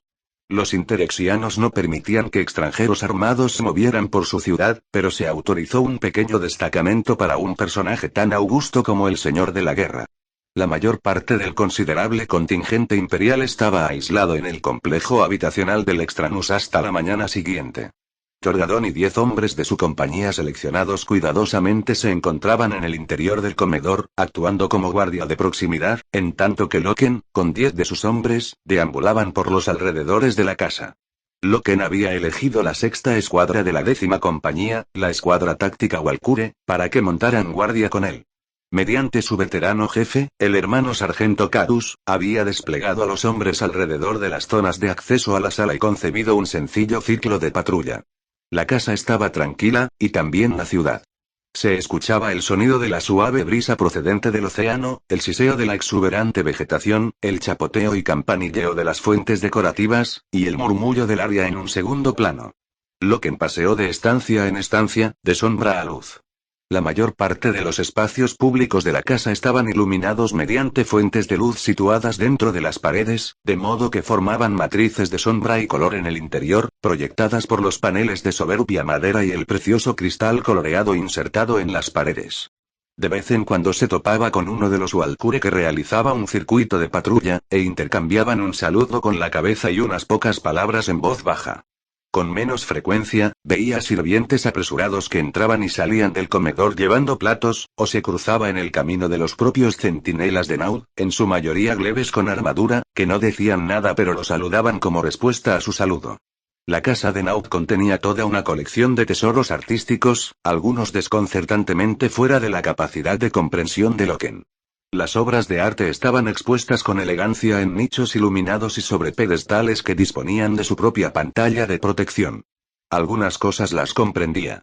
Retratos y bustos, pinturas y esculturas de luz, cuadros de nobles interexianos y sus familias, estudios de animales o flores silvestres, escenas de montaña, maquetas detalladas e ingeniosas de mundos no identificados abiertas en un mecánico corte transversal como las capas de una cebolla. En un pasillo inferior del ala oriental de la casa, Loken tropezó con una obra de arte que atrajo especialmente su atención. Era un libro viejo, grande, arrugado, iluminado y guardado dentro de su propia pantalla estuche. Las chillonas ilustraciones hechas con planchas de madera fueron lo primero que llamaron su atención, con sus imágenes de demonios y espectros, ángeles y querubines. Luego vio que estaba escrito en la antigua escritura de Terra, el idioma y la forma que había sobrevivido desde la prehistoria hasta las crónicas de Ursh, que descansaban, todavía sin terminar, en su sala de armas. Lo miró con atención. Un movimiento de la mano sobre la estática de la pantalla hizo girar las páginas. Las pasó hacia atrás hasta llegar a la primera y leyó la portada con su nítida letra estampada mediante un bloque de madera. Una maravillosa historia del mal. Siendo una advertencia a la humana especie sobre los abusos de la hechicería y la seducción del demonio. Eso ha llamado su atención, ¿verdad? Loken se irguió y se dio la vuelta. Un oficial real interexiano estaba de pie a poca distancia, observándolo. Loken conocía al hombre, era uno de los comandantes subalternos de Naud. Se llamaba Mitras Tull. Lo que no se explicó fue cómo Tull había conseguido acercarse tanto sin que él se diera cuenta. Es un objeto curioso, comandante dijo. Tull asintió y sonrió. Era un glebe, y su lanza lastrada estaba apoyada contra un pilar detrás de él. Se había quitado el visor para dejar al descubierto su rostro agradable y honesto. Una similitud. Una que... Perdone, esa es la palabra que nos hemos acostumbrado a usar para referirnos a cosas que son lo bastante antiguas como para mostrar nuestro linaje común. Una similitud. Ese libro significa tanto para ustedes como para nosotros. Estoy seguro. Es curioso, ciertamente admitió Loken, que, por cortesía, se desabrochó el casco y se lo quitó. ¿Hay algún problema, comandante? Tull efectuó un gesto tranquilizador. No, en absoluto. Mis deberes son similares a los suyos esta noche, capitán. Seguridad. Estoy a cargo de las patrullas de la casa. Loken asintió y volvió a señalar con la mano el antiguo libro que se exhibía allí. Hable mata pieza. Si dispone de tiempo. Es una noche tranquila. Tull volvió a sonreír. Se adelantó y rozó la pantalla de protección con los dedos enfundados en metal para pasar las hojas. Mi señor Hepta adora este libro. Lo redactaron durante los primeros años de nuestra historia, antes de que el Estado interexiano se fundara debidamente, durante nuestra expansión hacia el exterior desde Terra. Quedan muy pocas copias. Es un tratado contra la práctica de la hechicería. ¿Naud lo adora? Preguntó Loken. ¿Común y cuál es la palabra que utilizan? Una curiosidad. Había algo extraño en la voz de Tull, y Loken finalmente se dio cuenta de que era. Aquella era la primera conversación que tenía con un representante interexiano sin que intérpretes Meturge entonaran el aria como telón de fondo. Es una obra de una era oscura llena de tribulaciones, continuó Tull. Terrible y apocalíptica. Imagine, capitán y hombres de Terra viajando a las estrellas, equipados con tecnología sensacional y maravillosa, y temiendo tanto a la oscuridad que tenían que redactar tratados sobre demonios. ¿Demonios? Ya lo creo. Esto nos previene contra brujas, prácticas obscenas, espíritus familiares y las artes mediante las cuales un hombre podría transformarse en un demonio y atacar a los suyos. Algunos se convirtieron en demonios y se volvieron contra los suyos. Así que ¿lo consideran una broma? ¿Una curiosa reversión a los tiempos de la ignorancia? No una broma, capitán, respondió Tull encogiéndose de hombros, sino un enfoque anticuado y alarmista. Los interexianos son una sociedad madura. Comprendemos la amenaza del caos muy bien, y la colocamos en el lugar que le corresponde. ¿Caos? Tull frunció el entrecejo. Sí, capitán. Caos. Pronuncia la palabra como si no la hubiera oído nunca antes. Conozco la palabra, pero usted la pronuncia como si tuviera una connotación específica. Claro, desde luego que la tiene. Ninguna raza que efectúe viajes interestelares por el cosmos puede operar sin comprender la naturaleza del caos. Damos las gracias a los Eldars por enseñarnos sus rudimentos, pero no habríamos tardado en reconocerlos sin su ayuda. Sin duda, no se puede utilizar el Immaterium durante un tiempo prolongado sin aceptar el caos como un, y su voz se apagó. Bendito sea el cielo. No lo saben, ¿verdad? No sabemos qué. Le espetó Loken. Tull empezó a reír, pero no era una burla. Todo este tiempo hemos estado dándole largas al asunto y su señor de la guerra temiendo a lo peor, y comandante, dijo Loken, dando un paso al frente, reconoceré mi ignorancia y abrazaré la iluminación, pero no permitiré que se rían de mí. Perdone. Dígame por qué debería hacerlo. Ilumíneme. Tull dejó de reír y miró a Loken a la cara fijamente. Sus ojos azules eran terriblemente fríos y penetrantes. El caos es la condenación de toda la humanidad, Loken. El caos nos sobrevivirá y bailará sobre nuestras cenizas. Todo lo que podemos hacer, todo lo que podemos esforzarnos por conseguir, es reconocer su amenaza y mantenerla a raya mientras subsistamos. No es suficiente, dijo Loken. Estábamos tan equivocados, siguió Tull negando con la cabeza. ¿Sobre qué? Sobre ustedes. Sobre el imperio. Tengo que ir a ver a Naud inmediatamente y explicarle esto. Si al menos la naturaleza de esto hubiera salido antes, y explíquemelo primero. Ahora. Aquí. Tull contempló a Loken durante un largo y silencioso momento, como si calculara sus opciones. Finalmente, se encogió de hombros y dijo: el caos es una fuerza primitiva del cosmos. Reside en el interior del Immaterium y, lo que ustedes llaman la disformidad. Es una fuente de las más malévolas y totales de las corrupciones y maldades. Es el mayor enemigo de la humanidad, tanto interexiana como imperial, porque destruye desde el interior como un cáncer. Es insidioso. No se parece a una forma alienígena hostil que se puede derrotar o suprimir. Se extiende como una enfermedad. Está en la base de toda hechicería y magia. Y vaciló y miró a Loken con una expresión de pena. Es el motivo por el que les hemos dado largas. Tiene que comprender que la primera vez que establecimos contacto, nos sentíamos llenos de júbilo, rebosantes de alegría. Por fin. Por fin. Contacto con nuestros parientes perdidos, contacto con Terra, después de tantísimas generaciones. Era un sueño que todos habíamos abrigado, pero debíamos tener cuidado. En los siglos transcurridos desde la última vez que tuvimos contacto con Terra, las cosas podrían haber cambiado. Había transcurrido una era de conflictos y condenación. No había ninguna garantía de que los hombres, que tenían aspecto de hombres y afirmaban provenir de Terra en nombre de un nuevo emperador terrano, no fueran agentes del caos bajo la apariencia apropiada. No existía ninguna garantía de que mientras que los hombres interexianos habían permanecido puros, el caos no hubiera contaminado y transformado a los de Terra. No estamos y deje que termine, Loken. El caos, cuando se manifiesta, es brutal, codicioso, belicoso. Es una fuerza de insaciable destrucción.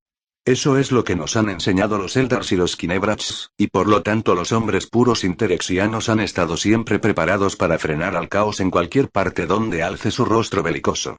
Dígame, capitán, ¿hasta qué punto no parecen ustedes belicosos? Enormes y corpulentos, criados para combatir, impelidos a destruir, conducidos por un hombre al que llaman alegremente Señor de la Guerra. ¿Señor de la Guerra? ¿Qué clase de rango es ese? No emperador, ni comandante, ni general, sino Señor de la Guerra. La contundencia del término apesta a caos. Queremos abrazarlos, ansiamos poder hacerlo, unirnos a ustedes, estar hombro con hombro a su lado, pero les tememos, Loken. Se asemejan al enemigo que hemos sido educados para prevenir desde el momento mismo de nacer. El irresistible e implacable demonio de la guerra del caos. El dios sanguinario de la aniquilación. Ese no somos nosotros, dijo Loken, horrorizado. Lo sé, indicó Tull, asintiendo con vehemencia. Lo veo ahora. De verdad. Hemos cometido una equivocación con nuestras dilaciones. No existe mácula en ustedes. Únicamente hay la más sorprendente inocencia. Intentaré no sentirme ofendido. Tull lanzó una carcajada y cerró las manos sobre el puño derecho de Loken. No es necesario, no es necesario. Podemos mostrarles los peligros que hay que esperar. Podemos ser hermanos y se interrumpió de pronto, y apartó las manos. ¿Qué sucede? Preguntó Loken. Tull escuchaba su transmisor de comunicaciones y su rostro se oscurecía. Comprendido, respondió a través del micrófono del cuello. Acción inmediata. Volvió a mirar a Loken. Bloqueo de seguridad, capitán. Le importaría y lo siento. Esto parece muy brusco después de lo que hemos estado hablando pero ¿podría entregarme sus armas? ¿Mis armas? Sí, capitán. Lo siento, comandante, pero no puedo hacer eso. No mientras mi comandante esté en el edificio. Tull carraspeó y encajó con cuidado el visor blindado a la armadura. Alargó la mano y agarró con cautela su lanza. Capitán Loken, dijo. La voz surgía ahora de su equipo de comunicación, exijo que me entregue sus armas ahora mismo. ¿Por qué motivo? Inquirió él, dando un paso atrás. No tengo por qué dar una razón, maldita sea. Soy oficial de guardia en territorio interexiano. Entrégueme sus armas. Loken se encajó su propio casco. Las pantallas del visor aparecieron alarmantemente en blanco. Comprobó el subcomunicador y los canales de seguridad, intentando comunicar con Kairus, Torgadon o cualquier miembro del destacamento de escolta. Los sistemas de su traje estaban siendo bloqueados exhaustivamente. ¿Me está neutralizando? Preguntó. Los sistemas de la ciudad lo están neutralizando. Entrégueme el arma que lleva al costado, Loken. Me temo que no puedo. Mi prioridad es defender a mi comandante. Vaya, es listo, dijo Tull negando con la cabeza acorazada. Muy listo. Casi me convence. Casi consiguió que creyera que era inocente. Tull, no sé qué sucede. Por supuesto que no lo sabe. Comandante Tull, habíamos alcanzado un acuerdo, hombre a hombre. ¿Por qué hace esto? Seducción. Casi me convence. Estuvo genial, pero no lo calcularon bien. Mostraron su juego demasiado pronto. ¿Juego? ¿Qué juego? No finja. La galería de los artefactos está ardiendo. Ustedes han movido ficha. Ahora los interexianos responden. Tull le advirtió Loken posando la mano con firmeza sobre el pomo de su espada, no me obligue a pelear. Con un rugido de rabia, el glebe blandió su lanza contra Loken. El oficial interexiano se movió con una velocidad pasmosa, e incluso con la mano apoyada en la espada, Loken no tuvo tiempo de sacarla. Se las arregló para alzar los brazos recubiertos por la armadura y desviar el golpe, y los dos que siguieron. La armadura ligera de las tropas interexianas parecía facilitar una movilidad y destreza impresionantes, quizá incrementando incluso las habilidades naturales del usuario. El ataque de Tull fue fluido y profesional, rebanando el aire con la hoja de la larga lanza en ataques diseñados para obligar a Loken a retroceder y rendirse. Tull. Deténgase. Ríndase a mí, ahora. Loken no deseaba luchar, y se podía decir que tampoco tenía ni idea de qué había hecho cambiar a Tull de un modo tan repentino y total, pero desde luego no tenía intención de rendirse. El señor de la guerra estaba allí, desprotegido, y por lo que Loken sabía, se había privado a todos los agentes imperiales de la zona de los enlaces sensoriales y de comunicación. No tenía conexión con el grupo del señor de la guerra, ni con el complejo del Extrañus, y desde luego, ninguna con la flota. Sabía que su prioridad era muy sencilla. Él era una arma, un instrumento, y tenía un propósito simple y definido. Proteger la vida del señor de la guerra. Todas las demás cuestiones eran totalmente secundarias y discutibles. Se concentró. Sintió el poder en sus miembros, en la flexibilidad repentinamente más cálida y activa de los músculos de polímero del revestimiento interno de su traje. Notó la vibración de la unidad de energía sobre la región baja de la espalda a medida que ésta obedecía a sus instintos y aportaba todo su poder. Hasta entonces había apartado a manotazos los ataques de la lanza, permitiendo que Tulle le estropeara la armadura. Aquello se había acabado. Lanzó el brazo, detuvo el siguiente golpe y apartó violentamente el arma a un lado con el puño. Tull se dejó llevar por el retroceso con suma pericia, girando a la vez que utilizaba el impulso para lanzar un ataque directamente al pecho de Loken. Nunca alcanzó su objetivo. Loken agarró la lanza por la base de la hoja con la mano izquierda, moviéndose con una rapidez tan impresionante como la del oficial interexiano, y la detuvo en seco. Antes de que Tulle pudiera liberarla, Loken asestó un puñetazo con la derecha a la zona plana de la hoja y descabezó totalmente la lanza. La hoja salió despedida dando vueltas sobre sí misma. Tull no se amilanó, e hizo girar el arma rota para atacar a Loken con el extremo lastrado del arma como si se tratara de un garrote largo. El lobo lunar se protegió de dos violentos golpes de la gola con los bordes de sus guanteletes. Tull movió las manos sobre el asta y la lanza se cargó de repente de danzantes chispas azuladas de electricidad. Descargó otra vez la bola chisporroteante sobre Loken y se oyó un potente estallido. La potencia de la descarga de la lanza fue tal que Loken se vio lanzado al otro lado de la estancia. Aterrizó sobre el pulido suelo y patinó unos cuantos metros mientras unas moribundas telarañas eléctricas parpadeaban por las placas blindadas del pecho. Notó el sabor de la sangre en la boca, y sintió el breve dolor, rápidamente aliviado, de magulladuras de importancia en el torso. Efectuó una tijereta con la espalda y las piernas, y se incorporó de un salto mientras Tull se aproximaba. Desenvainó entonces su espada y, bajo la luz multicolor, la hoja de acero blanco del arma brilló como una púa de hielo en su puño. No ofreció a Tull ninguna oportunidad de renovar el asalto como agresor. Se abalanzó sobre el hombre que lo atacaba y empezó a golpearlo violentamente con la espada, como si fuera un martillo. Tull retrocedió, obligado a usar los restos de la lanza como herramienta para detener los golpes mientras la espada imperial arrancaba pedacitos al asta. El oficial dio un salto atrás y desenvainó su propia espada por encima de la cabeza, sacándola de la funda que llevaba a la espalda. Sujetó la larga arma plateada unos buenos 10 dedos más larga que la de Loken con la mano derecha, y la lanza garrote con la izquierda. Cuando volvió a atacar, asestaba golpes con las dos. Los sentidos de Astartes de Loken previeron y respondieron a todos los ataques. Su espada se movió como una exhalación a derecha e izquierda, obligando a retroceder al bastón y deteniendo la espada con dos sonoros repiqueteos metálicos. Se abrió paso al interior de la guardia de la línea corporal de Tull y le apartó la espada a un lado el tiempo suficiente para empujar con el hombro al oficial real en el pecho. Este trastabilló hacia atrás y Loken no le dio tregua. Volvió a blandir la espada y arrancó el bastón de la mano izquierda de su oponente. El arma rebotó por el suelo entre centelleos y descargas de energía. A continuación se enfrentaron otra vez, espada contra espada. El combate era feroz. Loken no tenía dudas sobre su propia habilidad. La había puesto a prueba demasiadas veces últimamente, y no lo había decepcionado. Pero era evidente que Tull era un espadachín consumado y, lo que era más significativo, había aprendido su arte de una escuela de esgrima totalmente distinta. No había un lenguaje común en su combate, ni una base técnica compartida. Cada golpe, parada y estocada que intentaba uno, resultaba inexplicable y desconocido para el otro. Cada milisegundo del intercambio era una curva potencialmente letal de aprendizaje. Era casi placentero. Fascinante. Ingenioso. Esclarecedor. Loken pensó que a Lucius le habría encantado un combate así, con tantas técnicas nuevas con las que deleitarse. Pero era una pérdida de tiempo. Loken detuvo el siguiente mandoble, atrapó la muñeca derecha de su adversario con fuerza con la mano izquierda y golpeó el brazo que empuñaba la espada a la altura del codo con un limpio y deliberado tajo. Tull se balanceó hacia atrás mientras la sangre salía a chorros por el muñón.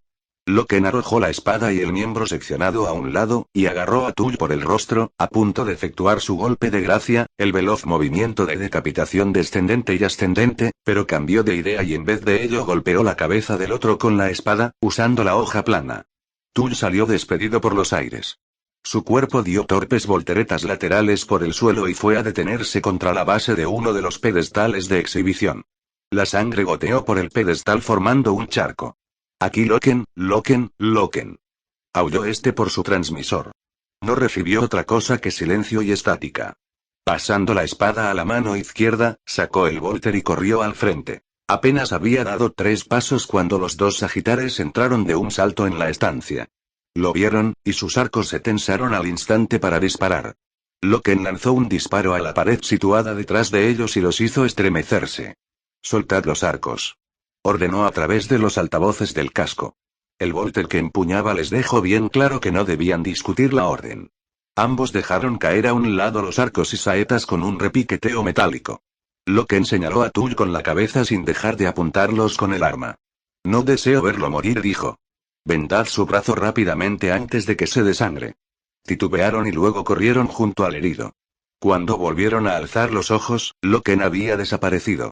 Descendió por un pasillo hasta el interior de una columnata contigua, oyendo lo que era con certeza un volter que disparaba a lo lejos.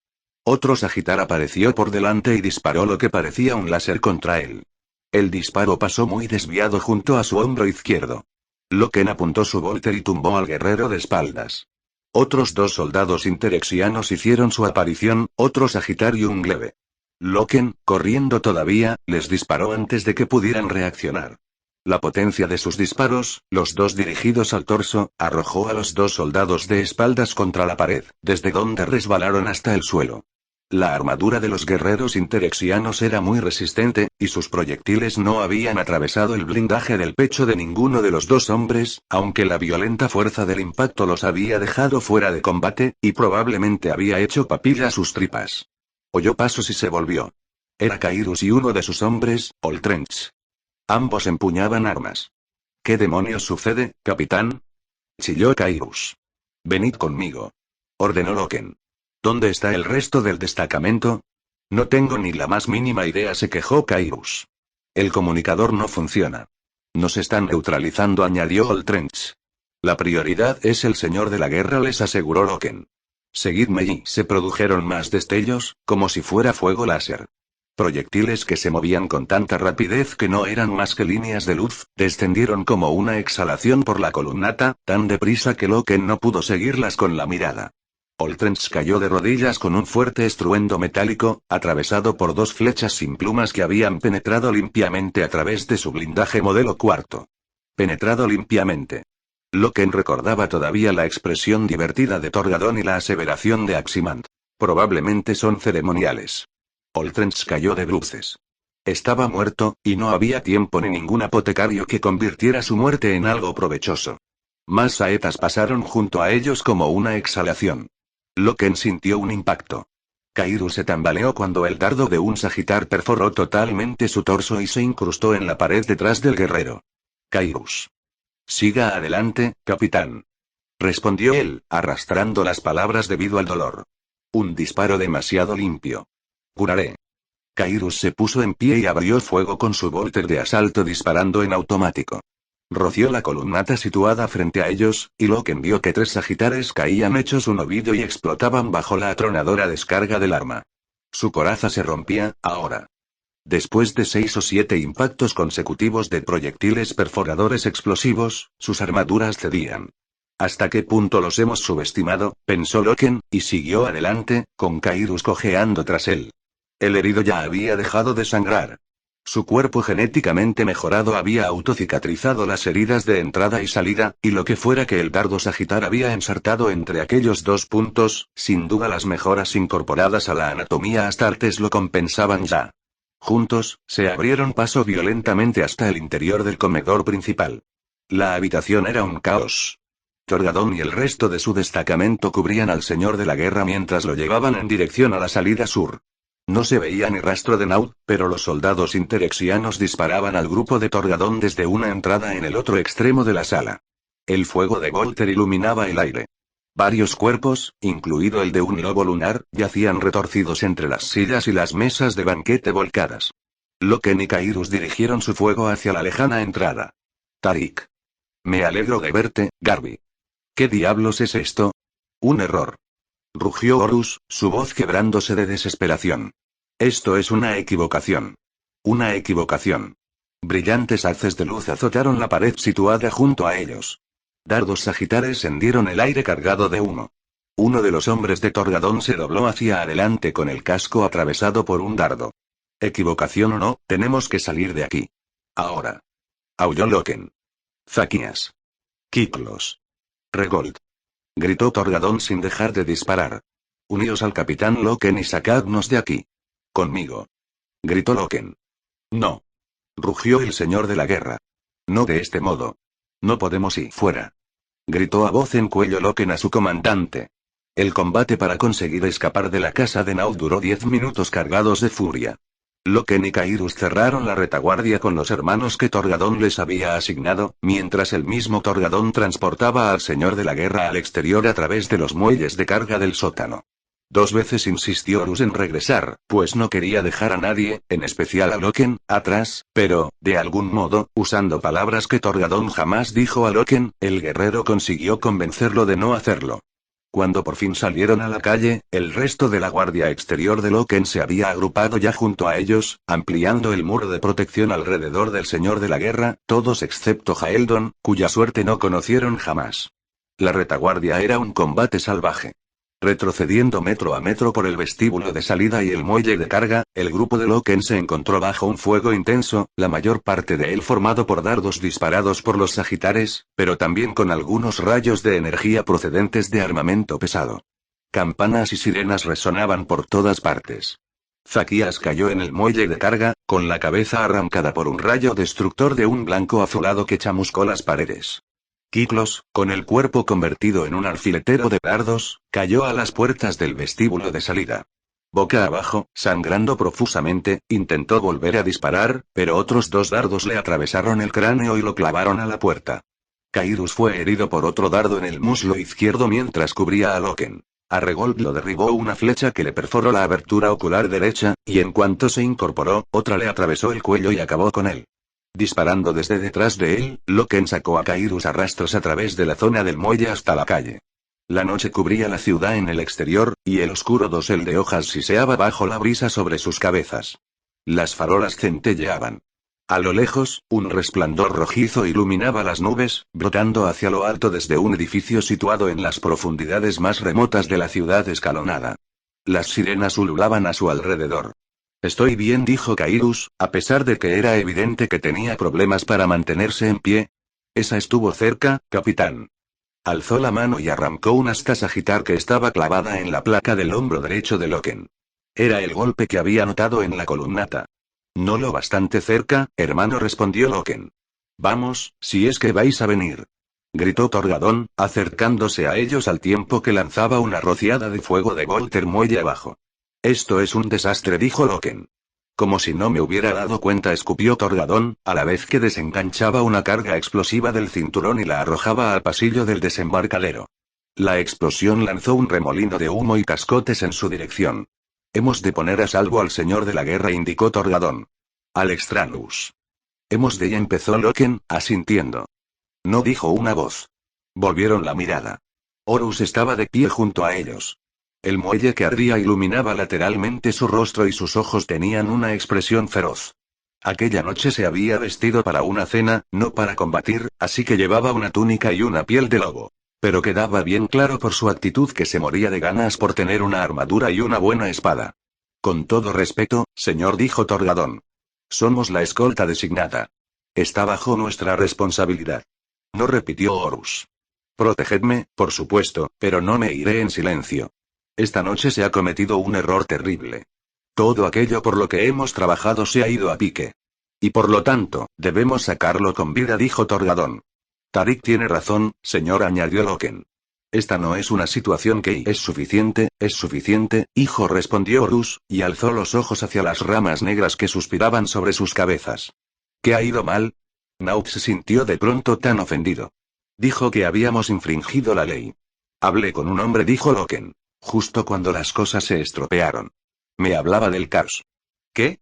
Del caos, y de que se trata de nuestro mayor enemigo común. Temía que estuviera en nosotros. Dijo que ese era el motivo de que se mostraran tan cautelosos, porque temían que podríamos haber traído al caos con nosotros. Señor, ¿a qué se refería? Horus miró a Loken. Se refería a Jubal. Se refería a las cabezas susurrantes. Se refería a la disformidad. ¿Has traído a la disformidad aquí, Darbiel Loken? No, señor. Entonces la imperfección está en ellos.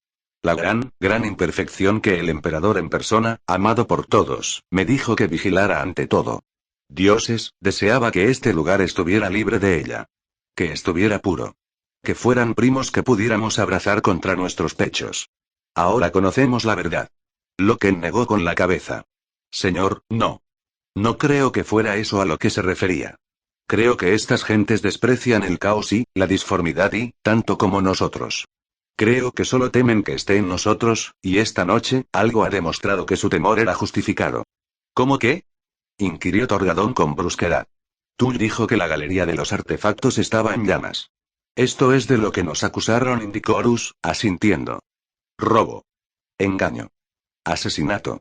Al parecer alguien asaltó la galería de los artefactos y asesinó al conservador. Robaron armas. ¿Qué armas, señor? Preguntó Loken. Horus sacudió la cabeza. Naud no lo dijo. Estaba demasiado ocupado acusándome desde el otro extremo de la mesa. Ahí es a donde deberíamos ir ahora. Torgadón lanzó una risa burlancia. Ni hablar. Hemos de ponerlo a salvo, señor. Esa es nuestra prioridad. El señor de la guerra miró a Loken. ¿Tú también crees eso? Sí, señor. Entonces resulta que voy a tener que daros una contraorden. Respeto vuestros esfuerzos por salvaguardarme. Tomo nota de vuestra lealtad acérrima. Ahora, conducidme a la galería de los artefactos. El edificio estaba en llamas. Las pantallas de contención estallaban en las profundidades inferiores del lugar y proyectaban una cascada de llamas hacia las galerías superiores. Un intérprete meturge, ennegrecido por el humo, salió cojeando a su encuentro. ¿Es que no han pecado suficiente? Preguntó, lleno de odio. ¿Qué es lo que cree que hemos hecho? Preguntó Horus. Un asesinato despreciable. Azeroth está muerto. La galería arde. Podrían haber solicitado conocer nuestras armas. No era necesario matar para obtenerlas. Nosotros no hemos hecho nada, respondió Horus, negando con la cabeza. El hombre se echó a reír y luego cayó al suelo. Ayudadlo, dijo Horus. Montones de cenizas caían sobre ellos, lloviendo desde un cielo negro y asfixiante. El fuego se había extendido al bosque que discurría sobre sus cabezas, y la calle estaba iluminada por las llamas. En la atmósfera flotaba un olor fétido a vegetación quemada, y en calles situadas en terrazas inferiores, cientos de figuras se reunían y alzaban los ojos hacia el fuego.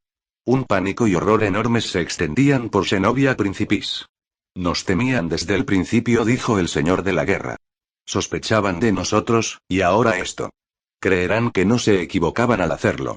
Se están reuniendo guerreros enemigos en las escaleras de acceso, advirtió Kairos. ¿Enemigos? Rió Horus. ¿Cuándo se convirtieron en el enemigo? Son hombres como nosotros.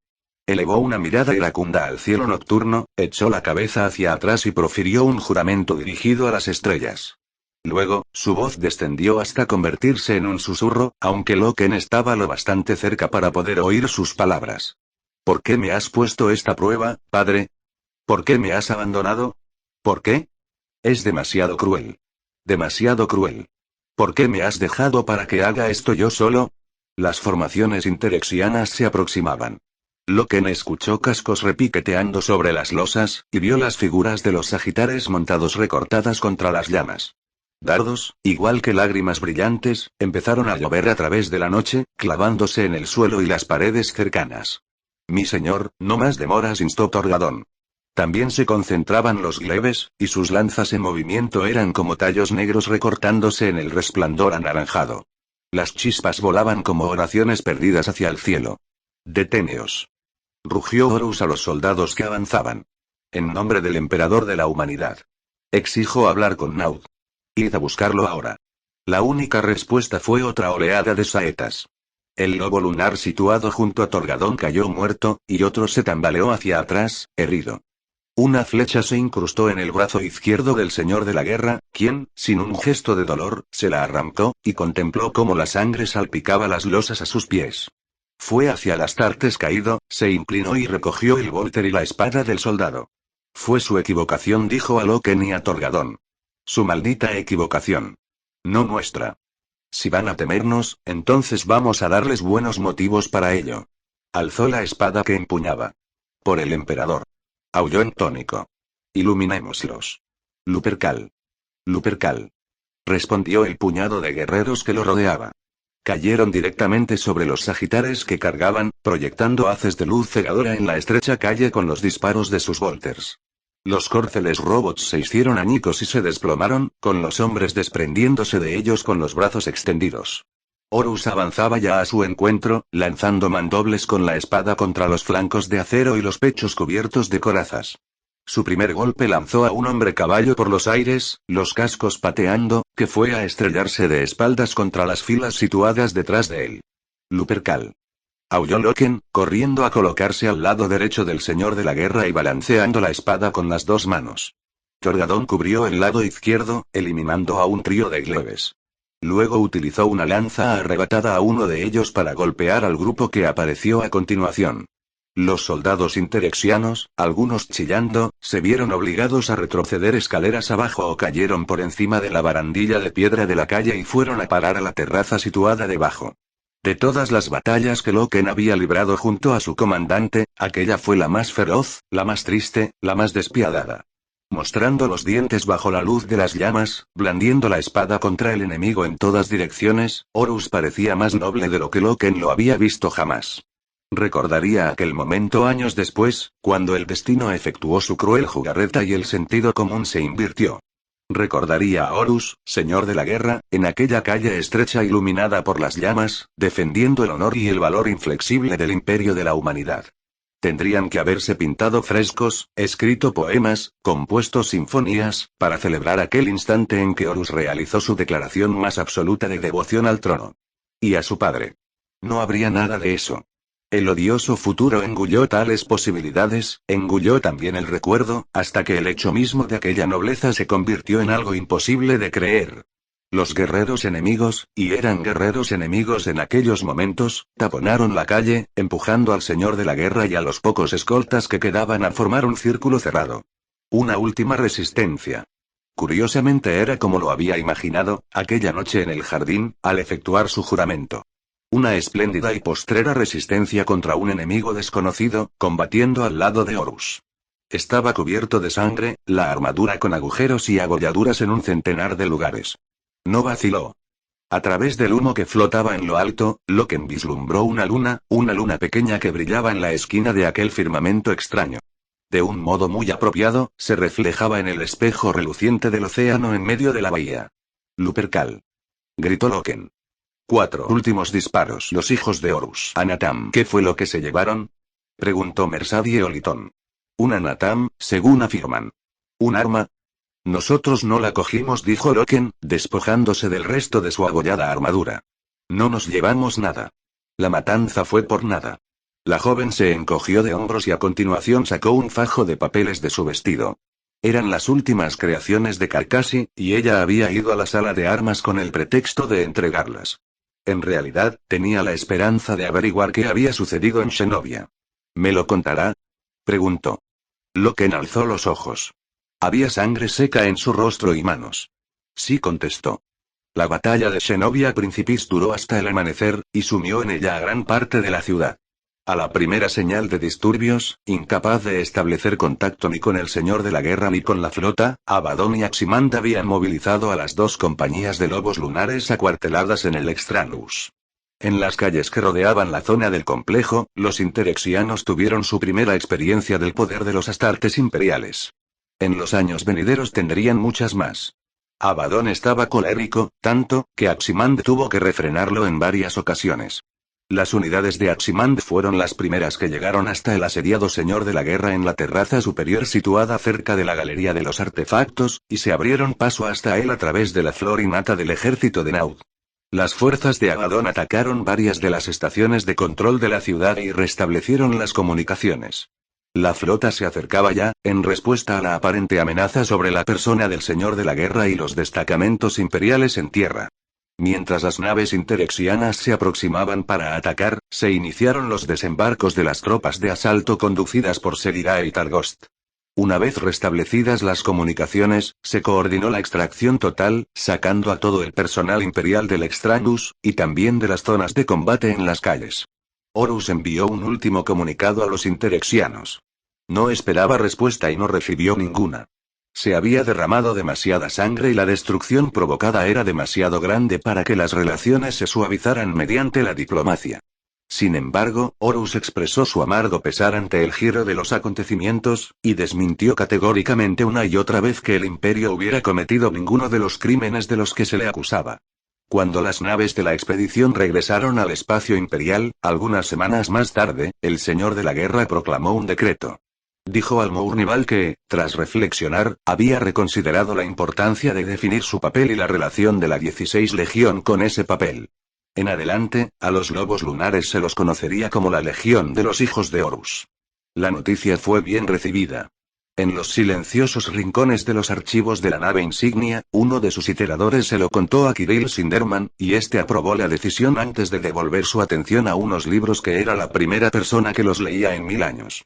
En el bullicio del refugio, los rememoradores, muchos de los cuales pudieron abandonar el Extraños gracias a los Astartes, aclamaron el nuevo nombre y bebieron a su salud.